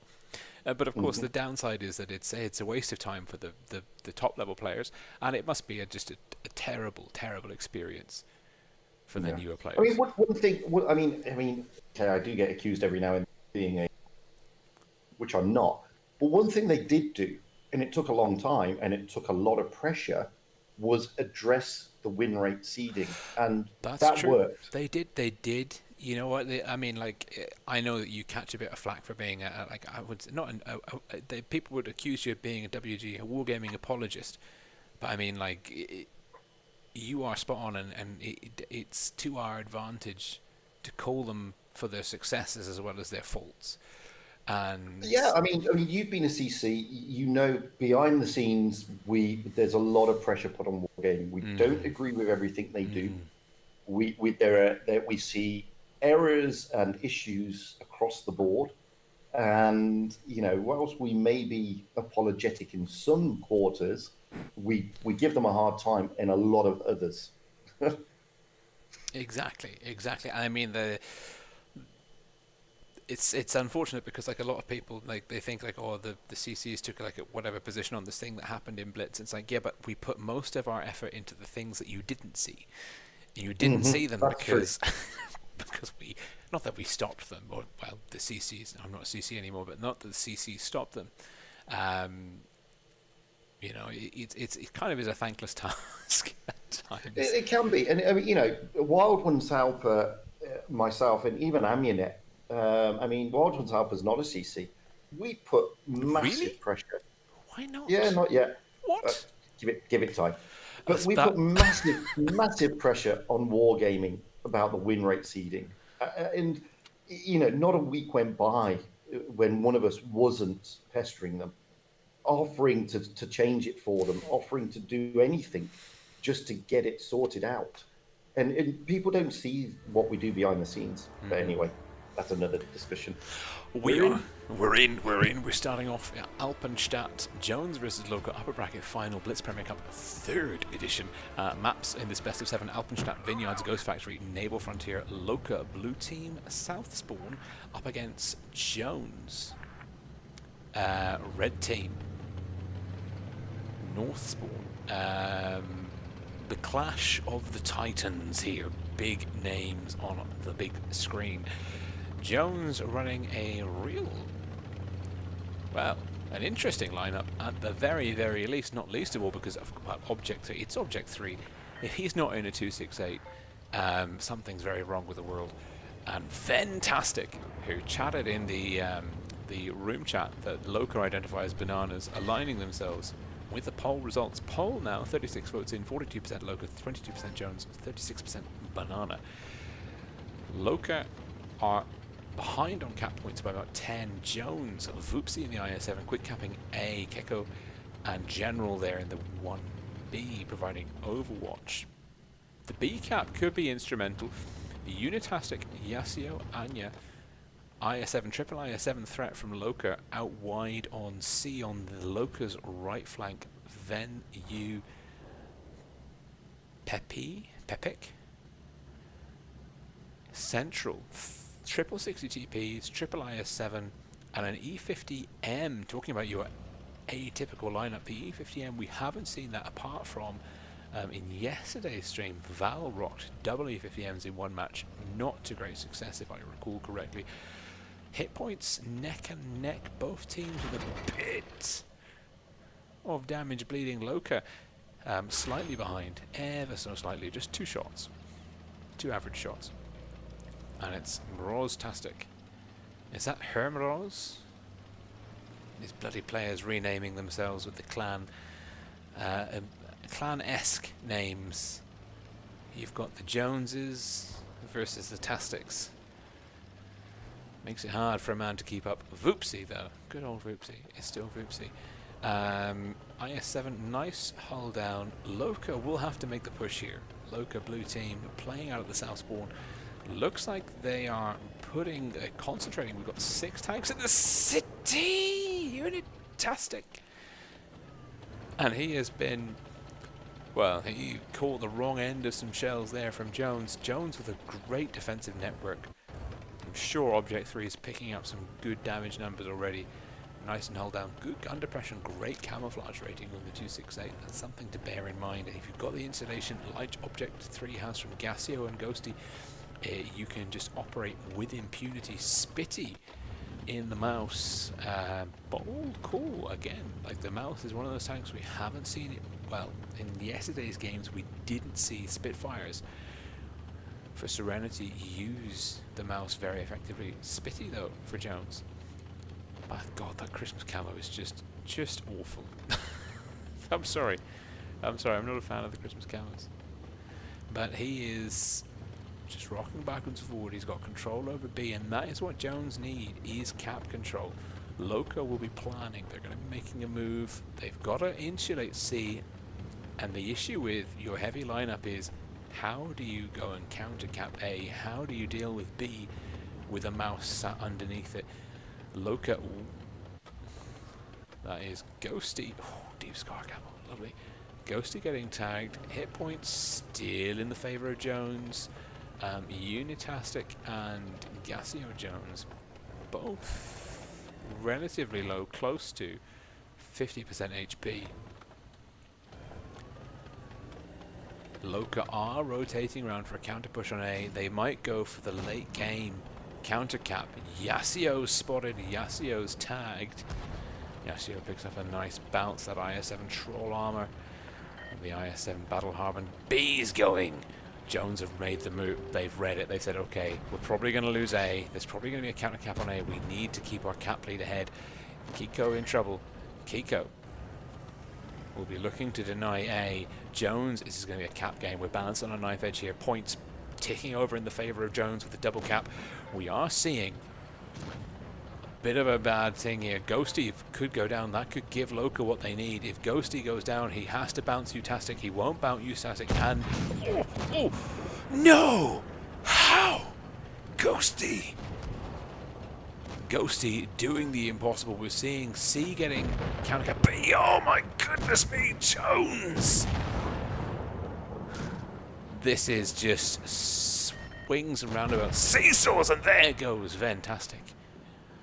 And Jones, I don't know what Ghosty put on his armor, like some kind of special lubricant or something, but he was just shedding those shells left, right, and center. That was awesome. Wow, this is what we kind of expected. They're both trying to outthink each other, and round one goes to the Joneses. Great positioning, firstly by Object 3, who you're right. If he's not in a 268, then there's something seriously wrong with the world of what blitz. is happening exactly? Totally. I mean, early doors. What's interesting, Giseo in his tank was in a great spot, lost a shed load of hit points early doors, and then went on to do the top damage for the Joneses. And it was the thing is, you're right. What on earth was Spitty putting onto his tank there? He must have been putting some bounce RNG on that tank, because he should have gone. You're right. He didn't go. Object 3 comes in, the rest of Joneses comes in and wipes out the tanks that should have taken out Spitty. Was it Spitty Great in the game most? Because for me it was Ghosty. Oh no, it was Ghosty. Sorry, it was Ghosty, not Spitty. You're right, it was Ghosty. And you just look at that saying, crikey, how on earth did he survive? I mean, because Ghosty was there on a one shot from an IS-7. Absolutely. And there was an IS-7s. And there was an IS-7. It was an IS-7 and 260 TPs. And I was like, yeah, he's dead. He's not dead. He's not dead. He's not dead. But he wasn't. He wasn't. Yeah, he was still there, and that allowed Object 3 and everybody else to come in and turn the tables. And it was fantastic gameplay from both teams. Mm-hmm. But the edge just going to the Joneses. I think what I liked from Jones was they reacted so swiftly. As soon as they saw Loca pushing their A cap, they were like, okay, now is when we can get B. And that was an instrumental part in them pushing over the cap points as aggressively as they did. Loca, blue team, North Spawn, Jones. Red team, South Spawn, Jones leading Loca 1-0 in Alpenstadt in this best of 7 upper bracket. Winner goes through to the grand final of the Blitz Premier Cup 3rd edition. Loser will go to the lower bracket to face off against Raid in another best of 7. The first match tomorrow evening before the grand final, which will be a best of 9. Jones, same lineup, pretty much. Triple IS-7, double 60TP, Spitty in the mouse, and of course Object 3 in a 268. Does he have it? Is this a climb? Is it still possible? It is. The 268 we said in the last game has got phenomenal camo values. They are, however, of course, down cap points. A being capped by Loca. Loca bringing quintuple 60 TPs. Ambros Tastic in the FE 4002. Unitastic in the IS-7. IS-7 4002 quintuple 60 TPs. This is, and we can see Object 3 is just thinking, I need shots. I mean, no one can spot him. Not a chance. The man is effectively invisible. And I think Jones, this boost strat is not going to work for them. You need the cap lead for a boost strat. Okay, you've got a TD in the backfield. Good for you. You have to do something about the A cap. and you have to defend B, and you have to defend C. And by the way, did you know Loca took 5 60 TPs, and they're lined up in a row in the city, and Anya making a very slow move into C, and I don't see how Jones can deal with this. Loca have got such a strong cap position. They're dug in, they don't need to be too aggressive. Then bleeding. Oh, Spitty in the mouse. And this is something Fujit said yesterday, the mouse tank, its time may really be up, because you take a big, chonky, heavy, super heavy, pie-eating German tank for its hit points, but you can peek round the wrong corner and lose a lot of them. But Yasuo and Gassio, well, Yasuo-tastic. Gassio tried to shield, and it was a great shielding, but the mouse just too tall. Yasuo low. Hit points, guns, cap points in the favor of Loca. Yasuo is low. Jones now having to rally, and this Object 3, does he? He's spotted. Doesn't have a shot. Looking for a shot on Anya. Will find it. Yasuo down. Object 3 barreling in, and looking at the hit points. And it just, I don't see this going well for Jones at all. General. Gassio down. General super low. Very low. Very dead. And it's a 6-on-4. 2 cap points to 1. Loca dominant in the ascendancy. Anya with all of their hit points intact.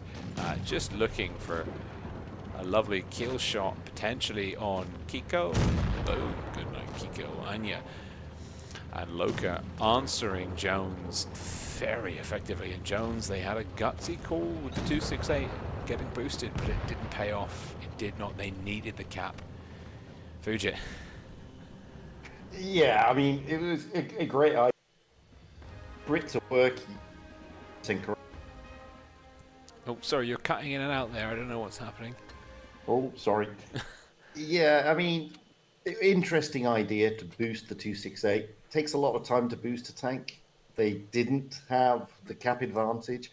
I'm surprised they didn't field a sort of light or medium tank to go and snip either A or C. And they were pretty much on the back foot. And Loca, I mean, whilst he wasn't spotted, the IS-7, the Loca IS-7, who I can't remember who it was now. I think it was, I can't remember who it was, over on the TD spot on the other side. He did get a shot come into him from Object, and he put and it bounced. And he was putting blind shots over there. So it was unitastic, that was it. And he was he was putting blind shots over. So whilst he wasn't spotting him, he knew he was there. And obviously they're all going to be on VC, and they'll be explaining that. So Loca really controlled that game. Didn't work out for Jones. Simple as that, really. I think it didn't work for them. It's the same thing we saw with, well, not the same thing, but Val on that Rockfield, the second Rockfield game. Playing passively with tanks in the backfield when you don't have the cap or cap lead. It's one of the things where, like, I can see what you're trying to do, but it's not going to work. And there's a fundamental issue there, is that Loca are not going to give you the shots you're looking for if they don't need to push. Absolutely. And going back just to Spitty in the mouse, when he poked around the corner, I noticed all the 60 TPs of Loca dropped their adrenaline, and one of them dropped the tungsten. Hence the reason why he lost a lot of HP very quickly. He really bled, my God. Well, we're going now in to Vineyards. Both teams 1 apiece, tied up coming out of Alpenstadt. Fujit's prediction, potentially a tiebreaker between these two titans. Jones versus Loca, upper bracket finals. Loca, blue team, south spawn. Jones, red team, north. Loca with a double bat chat, quadruple 60 TP, and an IS-7. We've got Moroz and Yasuo-tastic. This, I don't know how it's going to work out. Those light tanks getting in fantastic information. Jones, double 60 TP, double 50B, IS-7 mouse, and I'm not so sure that the mouse is a good call. Look at, well, I mean, to be fair, This could work though. The mouse is slow. It's big, fat, slow tank. He's going to get a shot into Uni. 361. It's low, but it's okay. Good cap lead. Spitty is going for a very aggressive play, and he's gonna ram Uni. Yeah.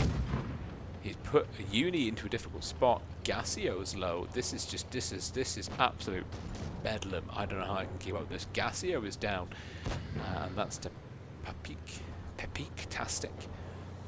Hit points are neck and neck. Guns are neck and neck. Caps be damned. The teams have just smashed into each other. Voopsie down in the 60 TP. Uni now on the back of Spitty. Spitty looking. Bounces Ven. Who's got the best focus fire? Who's got the best coordination? This is a hot mess of a game. Are the Batchets going to be a strength or liability? Oh my god, we've lost a 50p, we've lost a 60 DP. Loca with a gun advantage here. Can they force that gun advantage?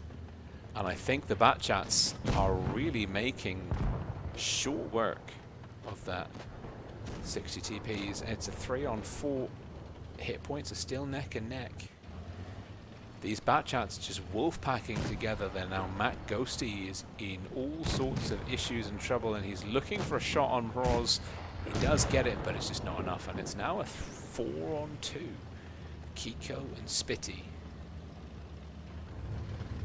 Spitty absolutely has to finish off Unitastic. Absolutely has to. Does. Kiko will not be coming out of this alive. Those Batchats are singing. And now Spitty and the mouse, last man standing. The mouse tank it didn't work for Jones. So slow, low DPM, really not able to engage effectively. The Batchats for Loca working surprisingly well. Those two tanks are going to have horrifically high damage numbers, and that's a great counter meta play by Loca.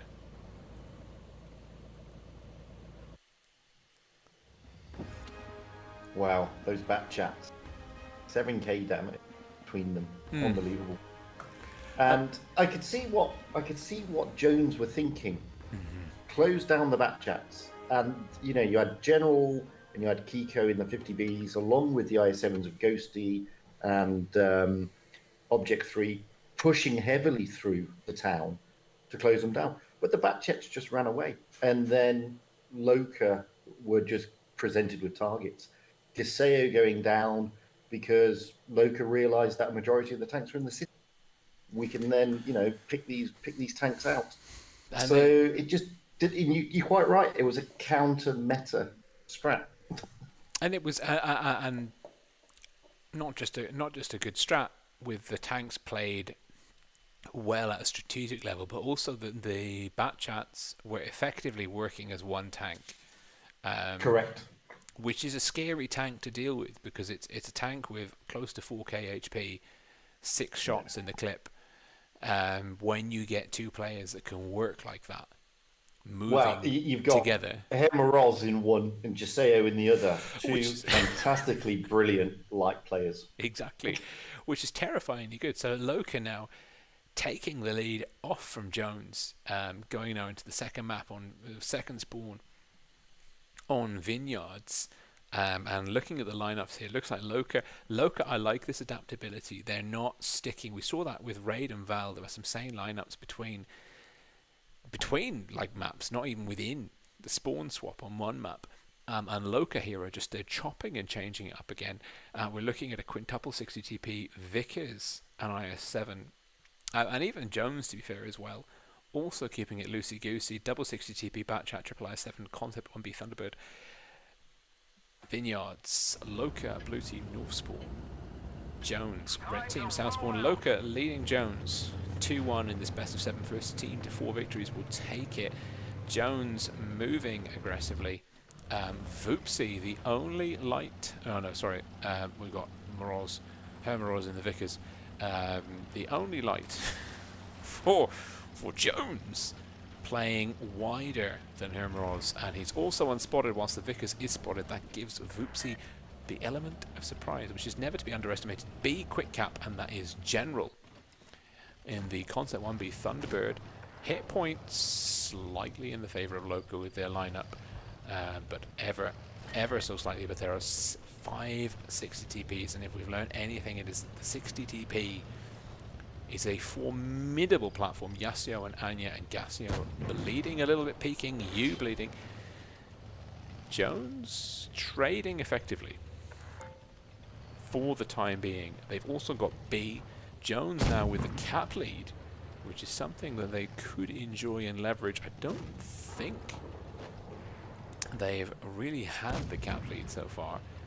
Certainly not in the last 2 games. This is the first time they're going to have the cap lead. Can they deny C? Because they're about to lose that cap lead. Unitastic in the IS-7 may get a big old resetterson from Gasio. Oh, good lord. The Unitastic got reset and got hammered. Jones carving out a very nice hit point lead for themselves here. They've also got nice map control. Ghosty, Object 3 and Voopsy strong in this corner. Is there a weak spot anywhere in the line for Loca to exploit? Spitty potentially, but he does have backup from Gasio. It's a nice lineup that we're seeing from Jones here. Interesting to see General playing more passively. Oh, and he picks up Anya. Jones maybe looking to tie this up 1-for-1. They've got, well, they're going to lose the cap lead. And there is that push coming into Spitty. Spitty does have support from Gasio and Kiko. Voopsy getting tagged. Voopsy going down potentially to Utastic. No, he manages to finish him off just in time. Jones with a 2-gun lead. They're down on cap points, but I don't think that's going to be the issue. Gasio, does he have the turret reverse? I don't think he does. I think Moroz has got him. It's a 5-on-4. Loca are not out of this. It's a 5-on-3. It's a big gun and hit point advantage. Loca, though, they still have that Vickers. They can still potentially fight this one back. It's looking less and less likely, though. Jones are squeezing. Voopsy has countercapped A. Yasuo in trouble.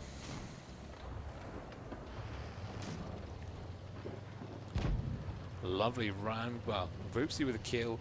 General getting a shot into Moroz. Yeah, this one is Jones's game. Loca, though, giving it a lot. Thunderbird with the ram kill. Yeah, lovely play by Jones. Can't disagree with that. I mean, Jones played that beautifully. Completely different style. The aggression is gone, and pure, unadulterated map control has come in. I couldn't say it better. And you know, looking at it, it didn't look like there was a push availability over on that A cap. Jones found that availability, and it was a beautifully timed push. They managed to catch Loca off guard over there, and Spitty and Gaseo tying up quite a few of the big guns for Loca. It was. Just have to say though that there was one massive bounce on Whoopsie, by the way, from a 60 TP. Absolutely huge. I did see him like very low, staring down the gun of a 60 TP, and he just pipped that 60 TP. And I think, you know, there's always going to be moments like that where it could, you know, like there's RNGs in your favor or working against you. But the map control from Jones, the map control was superb. And even there was no tank in isolation. Like Spitty got pushed, but he had support. There was no one really in struggling. And I think Jones, something that worked out really well for them is they got the far map control into the ruined city, and they were able to then like leverage some crossfire, bring in their more mobile tanks. But this is why I love watching Jones, because they have different gears that they can use. Not to say Loca don't, because Loca do as well. But it's great to see Jones going from ultra aggressive to let's calm it down, let's take the heat out of the game, and let's control it a bit more. It's a very marked transition, like super evident between that game and the one preceding it. And I think as well, And this is something maybe Jones, like teams with the cap lead. When you get teams that are so well balanced like this, who gets the cap lead has the advantage, because both Loca and Jones are very capable of setting up defensive networks and receiving the enemy team's push. You know, there's always an advantage to the defender if they can play it right in these sort of matchups. And we've seen, like, the team that's taken the cap lead early on tends to be the one that muscles out later on. But now we are it's tied up one game apiece coming out of Alpenstadt and Vineyards. We're now in Ghost Factory, and as Fujit predicted, it's a super heavy lineup. It's double IS-7, 560 TPs for Loca, and they've just pushed in. They've colonized the factory area very aggressively. Unitastic looking for B is spotted, has decided that might not be the best idea. It's a very close hit point wise. I mean, the only difference in the lineup is General is in a 1B rather than a 60 TP. It's super heavy. There's no lights, there's no TDs. Uni's taking a hit. The hit points are neck and neck. Cap pressure in the favor of Loca. Loca with a slight cap pressure advantage. They're also consolidated. It's going to be very difficult to push into that city area, but also Loca won't be able to cap B. Gassio, and there's going to be a lot of hull down action here, like a lot of hull down action. The A cap could work in the favor of Jones, because now Spitty is able, he's pushed in. No one from Loca is going to be able to counter cap. Uni's down. No one from Loca is going to be able to counter cap A, and the rest of the caps are really sort of central. Loca can't afford to put a gun out of the game into D. Roz now looking for Roopsy. Big rolls, 695 hit points, just shedding off those 60 TPs, swinging the guns and the advantage in every reload.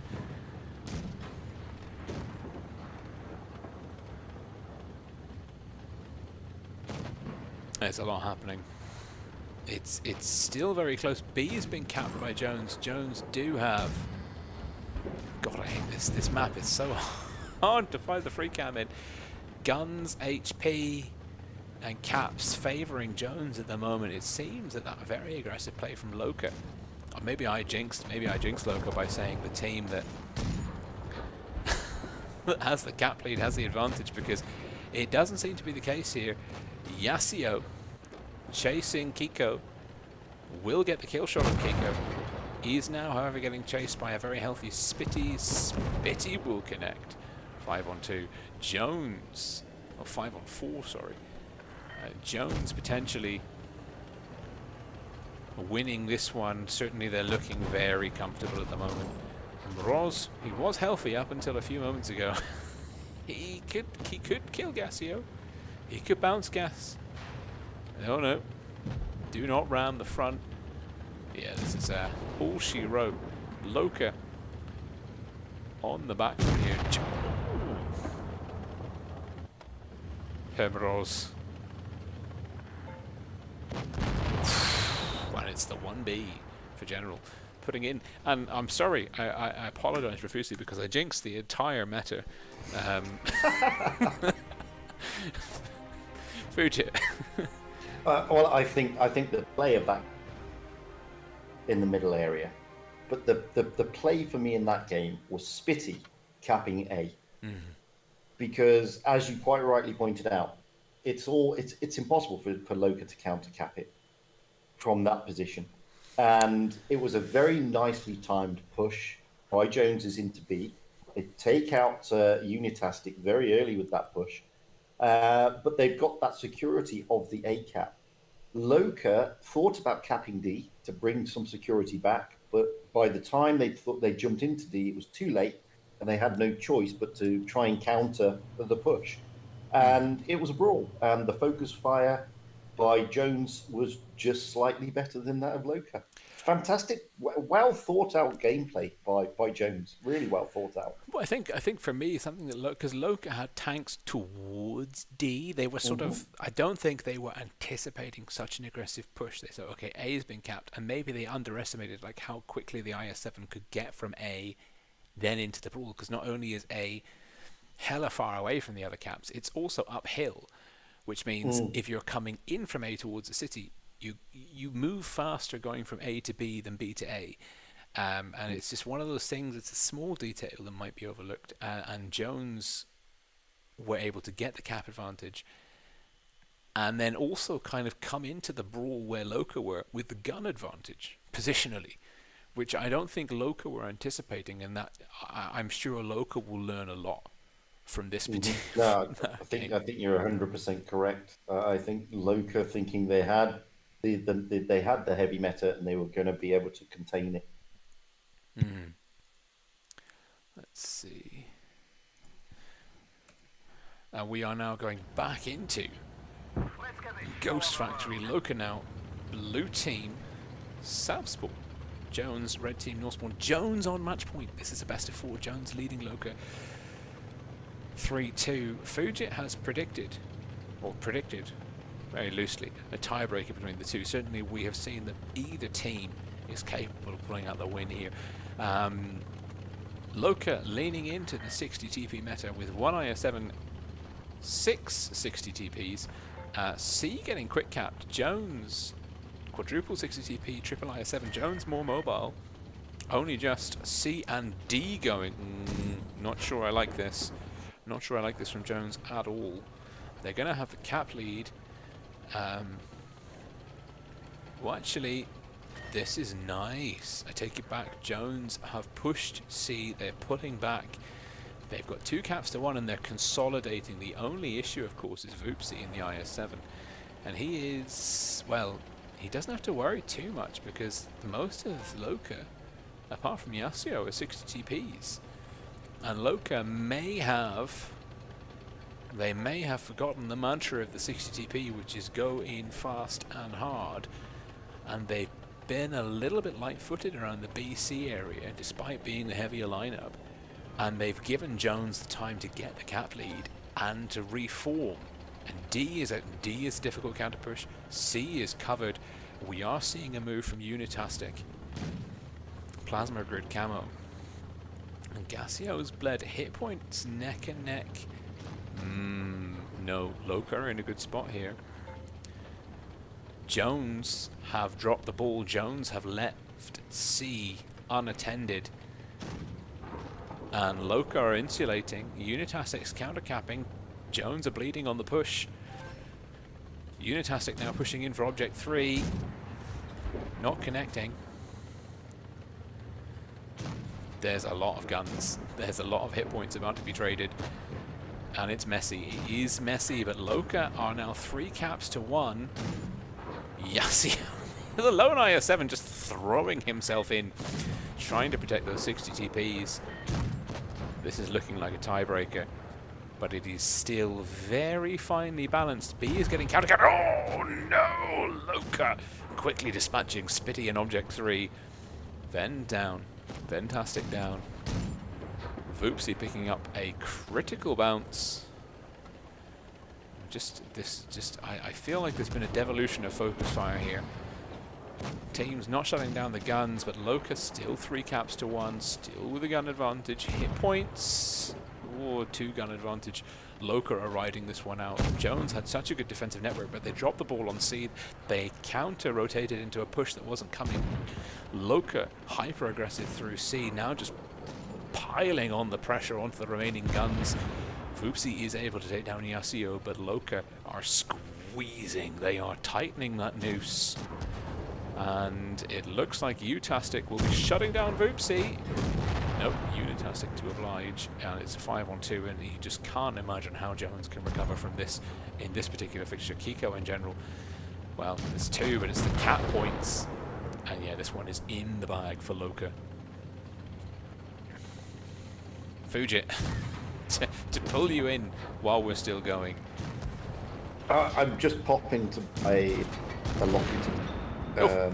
actually. No, I mean, yeah, you called it correctly. Jones dropped. Simple as that. They had great positioning, and Loca were able to push into that cap. And as soon as they took that C cap, it sort of collapsed slowly for Jones. I think, Where Loca were just able to isolate and use their focus fire.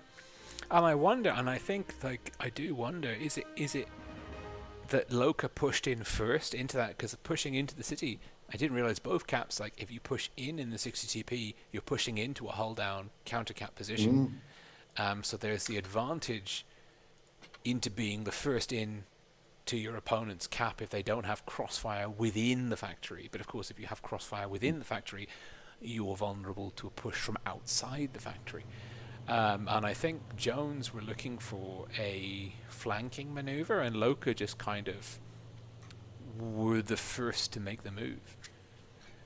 It was a great play by Unitastic. It was ballsy. It was a ballsy move, to be fair, because Object 3 was there, and he's not secure. He hasn't got lots of tanks around him. By the time he gets to C, then Loca have rallied.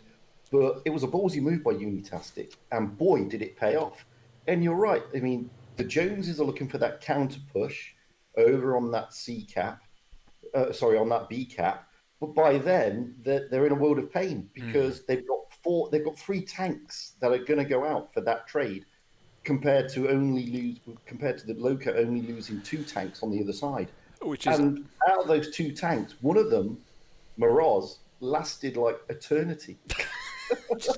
Dug his nails into existence and was like, "No, I'm not going." Absolutely. And this is you again. You've been terrifyingly accurate with your predictions. We've seen them go tit for tat, 1 point per map. Now into Naval Frontier tiebreaker. Either team could take this one. So it is, for the last time this evening, tiebreaker. 3 score apiece. Jones versus Loca. Loca, blue team Northspawn Jones, red team Southspawn Jones, rocking a 60 CP, triple IS-7 and a Vickers. Loca, quadruple 60 CP, double IS-7 and a Vickers. The meta is established, but light tank drivers will be make or break, I fear, for either team. Moroztastic is the Vickers driver for Loca, and his opposite number is Voopsy. Voopsy running the 7-year veteran Venomous Shock camo. Hermeros with the, I think it's like the Code Breaker. Both very tasteful camouflages indeed. And this is, you are now seeing the do or die symptom in play. Although the loser of this will just go down to the lower bracket to face Raid in the playoff for 3rd place, and the second spot in the grand final. Winner goes straight through to the grand final of the Blitz Premier Cup Limited Edition. General, hello General, is going to have the C cap relatively uncontested. Huge early advantage for Jones. Yasio has put a bit of fire into Spitty. Spitty spotted. Spitty just getting some HE love taps. Loca now rotating Hermeros. And is he going for the A cap? I think Loca might be. He's got an information wide sweep into A. And he is now going to be getting the A cap. It's going to be more than a 1-kill flip. Ghost is there. Ghosty looking for a shot on Hermeros. Will find it. 5-4-6. Hello, McLow roll. But there is Object 3 and Jones. Well, Voopsy now spotting up Unitastic. Jones are sitting. They've taken that Vickers, and do not underestimate the importance of the Vickers on this map. And having the Vickers down to a Pepe getting hit for a high roll with fire. Loca are definitely on the back foot here. They've got some low hit point tanks. They are chasing damage, but they're counter pushing. Gasio got ammo wrecked. No. Oh, there. Oh, they were on the back foot, but now they are laughing. They are absolutely laughing. And ammo rack has swung this, and Voopsy is low, and I think Jones are about to fall apart. They need to pick up some guns ASAP. Pepic's down. Yasuo is still alive. That is unfortunate. For Jones, Loca will be very happy with this turn of events. Yasuo down. It's still a lead to Jones. Object in trouble. Voopsy low. Object really bearing the brunt here. Still a strong cap lead. Voopsy down. Loca just pushing. Ghosty not going for Utastic. Object 3 going down to Utastic. No. Object 3 still in the fight. Object 3, can he get a counter cap? It's a 4-on-4. Hit points are 2-1. It's a 4-on-3. Loca are pushing back against the tide. General now in trouble. Unitastic looking for General. Unitastic surely connects this shot. Does. Last 2 tanks on the field for Jones. Spitty and Ghosty. Ghosty getting chased. Oh, doesn't connect with Uni. He's just thinking, fuck my life. And Spitty, last man standing.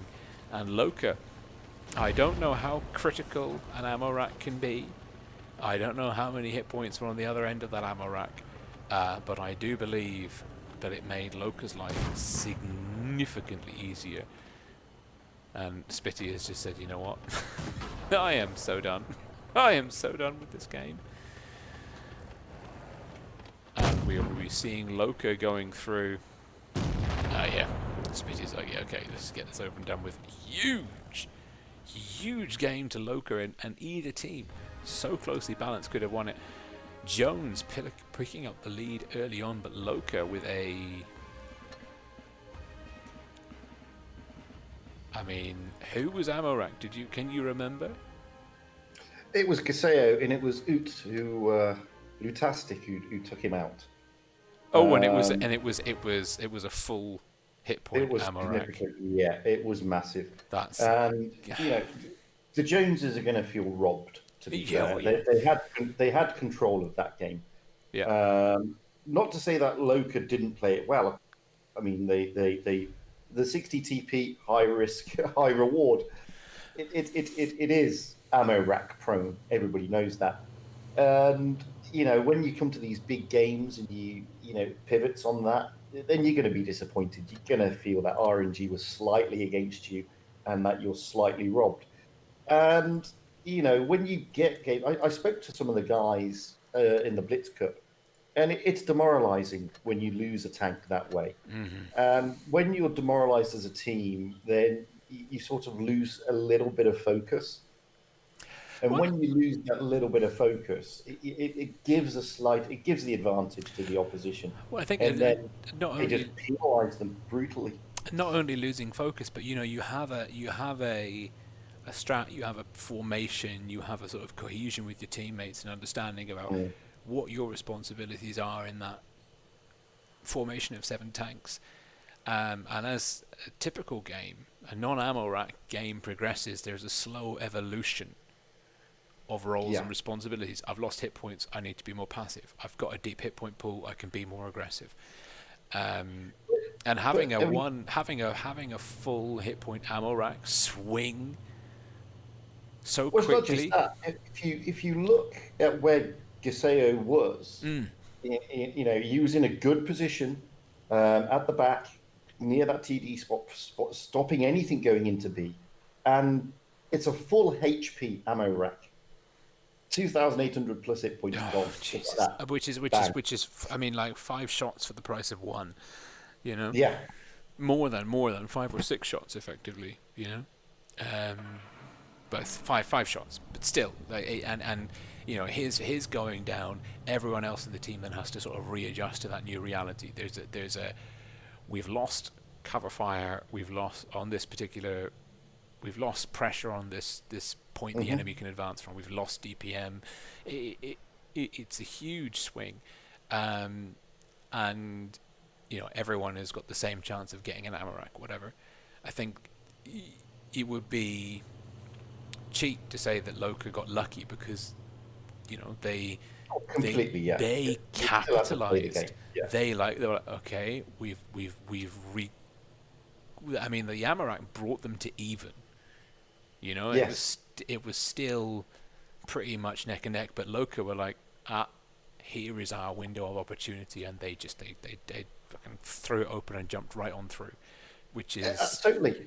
That's exactly what they did. You called it right. I mean, yesterday, just little slight door ajar, and then these guys just punish you brutally, and that's exactly what Loca did. But as I said, Joneses will be feeling pissed off. To be fair, no, They'll be pissed. spot on. But this is the beauty. I mean, this because it was so evenly pitched between the two teams. Yeah. Loca now though, in the grand final, Jones go down to the lower bracket to face off against Raid. That will be the first fixture tomorrow evening in the best of 7, and then the winner of that will face Loca. And I mean, it would be lovely, I think, to see another Jones Loca. To see a Jones Loca grand final, especially off the back of this tiebreaker, because it would be one hell of a grudge match. Oh, totally. I mean, Jones will feel robbed, and they'll want their sweet revenge. And as I said, I mean, this is a clan to keep your eye on because they're just growing in strength. They really are, and they've got some beautiful gameplay when they pull it out. And we've just seen some fantastic stuff. Loca's always been there, and they're always going to be Loca. Tricky opponent. They're on the rebound. They're getting better and better. I mean, we were set for some good stuff. We've seen some great stuff. Ammo racks notwithstanding. Oh, I mean, and it's a reality of the game that we play. That you can have these events of RNG, and in theory, over enough battles they average out. But you're right; it doesn't take the sting out of the immediate encounter with it. Absolutely. Well, that was a superb series. So I think it'll be the same again tomorrow, more or less. What do you reckon? Do you think we're going to see Raid or Jones against Loca in the grand final? My money would be on a Jones Loca final. No disrespect to Raid, but I think Jones will be, as I said, pissed off about the ammo rack, and they'll come out punching straight out of the bat tomorrow against Raid. And I feel sorry for Raid because Jones are going to vent all their frustration on Raid. That's true. They're going to be like, what the hell did we do? So yeah, super. Thank you so much, Fujit, for your... No, thank you. It's been a pleasure as always, my friend. I mean, like, I know, because Jack Wild once called you the anti-jinxer, and I did wonder, like, if a jinxer says someone's an anti-jinxer, does that counteract? And clearly, so far, no, because you were on the money again this evening, in both fixtures. You called Raid, you called the first match perfectly. Yeah. Like I said, I'm going to buy a lottery ticket. You really should. You really should. You called it. You said it's going to be close, but it won't be a tiebreaker. And then Jones Loki said, "Oh, it's probably going to be a tiebreaker." And it was. I am beyond impressed at the level of accuracy that you've exhibited so far. Maybe you're getting lucky, but there's been a lot of nuance to the analysis. So super. Thank you, Hugh. Thank you very much to Fujit. Another big shout out, of course, to our dedicated room manager, NetForce, who was not only managing the room but wasn't even spectating the games. So huge shout out to you, NetForce. Thank you very, very much. Big shout out again to our sponsors, all of the sponsors, but especially to the Hardcore Gorillas Clan Alliance and to Mac Triggerman for their very generous donations. If you are interested in sponsoring the Blitz Premier Cup, there is still time. Just joining the Discord server. The links you can find, or DM me on Discord or in-game. Prize pool is above the target of €1,000, which is awesome, but I'd still like to see us push it up a little bit more. Try and make it that little bit more, and reward the very talented teams that we've seen at work so far. So that concludes the second day of the third stage of the Blitz Premier Cup, third edition. We'll be seeing you again 8 p.m. CET tomorrow evening, a bit before, for some analysis with Fujit, of course, and some scarily accurate predictions, I'm sure, as we go into the lower bracket finals and then the grand finals. That's a big thank you from me and Fujit. Yeah, big thank you. Always a pleasure. Super. Okay, this is Roaring Swarm and Fujit signing off for now. We will catch you tomorrow. Ciao, guys. Bye for now.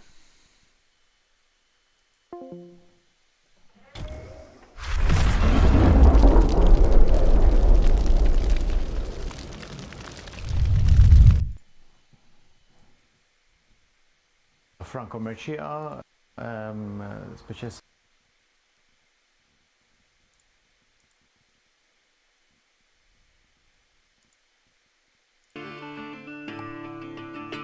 Damn YouTube adverts. Thanks, guys. See you tomorrow.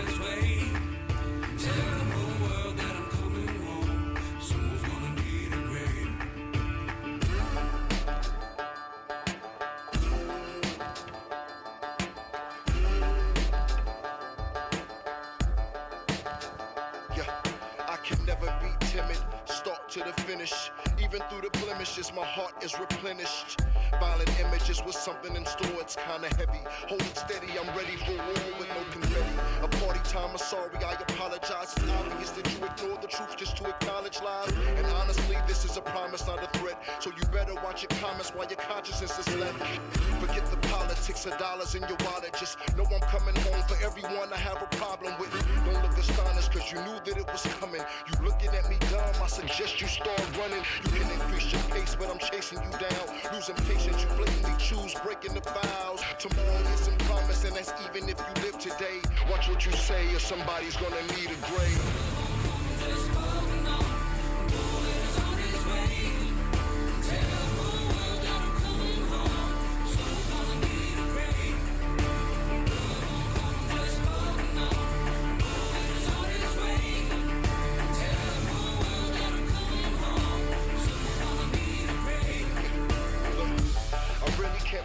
This time, I'm sorry, Lord, but this time revenge is mine.